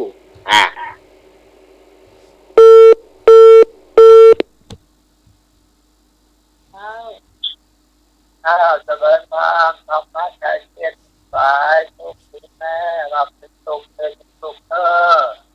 รับหลวงตาหลวงตาครับผม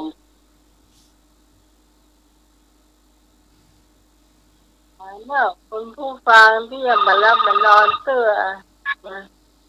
เจ้า เจ้าก่อนจากกรรมคืนนี้ขอทุกท่านดีๆมีโชคเจ้ารักดีสันดีมีเงินใจหลับก็ขอให้เงินหมื่นตื่นก็ขอให้ได้เงินแสนโชคดีเป็นของทุกท่านทุกคนนะเจ้าขอกล่าวไหว้สาพระอาจารย์ท่านพระครูสมุวิศวะพระรักกิจโจผู้อำนวยการสถานีเจ้า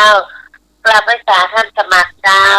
กราบไหว้สาท่านพระอาจารย์นิพนธ์วัดพระธาตุดอยสะเก็ดเจ้ากราบไหว้สาสุเดนาราชเจ้ายินดีพร สวัสดีธรรมะใครเครียดทุกท่านเจ้าสวัสดีเจเนอร์เจนรับแล้วก็บอกเนอร์เจ้ารับละจ้ารับไปแล้วนะจ้าเจ้าราตรีสวัสดิ์นะเจ้าเจ้าพร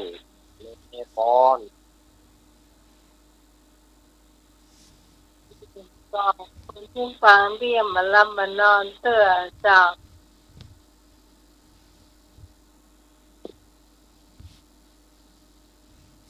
3 ชั่วโมงนี่ไม่ธรรมดาใหม่ๆนี่คือเสียงก็ไปแห้งเนาะตอนนี้เนาะน่ากะ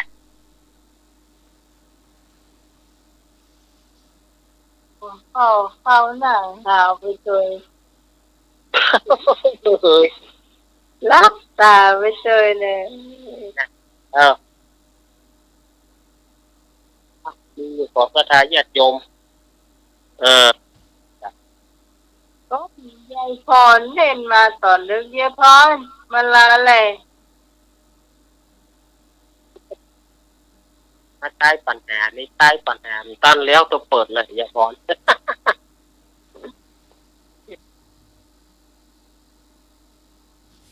มีอยู่ของ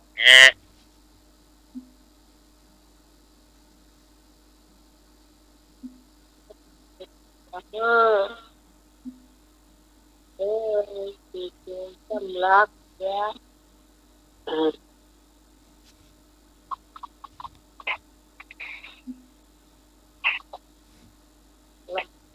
ก็ลอกตัวเนี่ยรักทำเนลังนะจ๊ะสุดท้ายแห่งเวลาพอ อานุภาพพระพุทธเจ้าพระธรรมพระสงฆ์อานุภาพครูอาจารย์ทุกรูปทุกองค์อานุภาพพระธาตุเจ้าดอยสุเทพอานุภาพพระธาตุเจ้าสลีจอมทองพระธาตุศักดิ์สิทธิ์ทั่วฟ้าสากลโลกจงอภิบาลรักษาศรัทธาญาติโยมที่ฟังรายการธรรมะคลายเครียดแห่งนี้ท้ายนี้ขอขอบคุณท่านอาจารย์ท่านพระครูสมุวิศวัตวรติโจที่เหลือเวลาเพื่อแก่รายการธรรมะคลายเครียดขอขอบคุณท่านอาจารย์สมัครครับผม ครับผม ครูบาอาจารย์ทุกรูปทุกองค์ที่ขาดบ่ได้ขอขอบคุณพี่พิสมัยของเราหน้าทีมผู้ดำเนินรายการธรรมะคลายเครียดแล้วก็ทีมงานทุกท่านขอนำเอารายการอำลาจากศรัทธาญาติโยมไปก่อนวันพรุ่งนี้3 ทุ่มเรามาปะกันที่เก่าเวลาเดิมณสถานีวิทยุ 104.50 แห่งนี้ขอศรัทธาญาติโยมอยู่ดีมีสุขเหมือนกันทุกผู้ทุกคนเนอะจัตตารโอธรรมวัฏันติอายุวโนสุขังพลัง สาธุเจ้าขอบคุณสามเณรเอาเล่าปัญโยนานจากวัดสันเหมืองตำบลเวียงหนองร่องอำเภอเวียงหนองร่องจังหวัดลำพูนนะเจ้าต่อไปเป็นท่านสมัครเจ้า พมมาติมาตาปิตาโลบิดามารดาเป็นพรหมของบุตรขอกราบถวายความเคารพและขอเจริญพร กล่าวสำหรับค่ำคืนนี้ขอบคุณคนผู้ฟังทุกเสียงทุกสายที่มาเจอกันจัดรายการธรรมะคลายเครียดของเราผ่านพ้นไปด้วยดีนะเจ้าชื่นชอบรายการนี้อย่าลืมติดตามกันต่อไปในวันพรุ่งนี้ตั้งแต่3 ทุ่มถึงเที่ยงคืนนะเจ้าโดยทีมงานธรรมะคลายเครียดนะเจ้าสำหรับวันนี้ขอบคุณพระอาจารย์พระครูสมุวิศวัตวรติโจผู้อำนวยการสถานีผู้ควบคุมเสียงเลือกเพลงคุณผู้ฟังที่ฟังสวย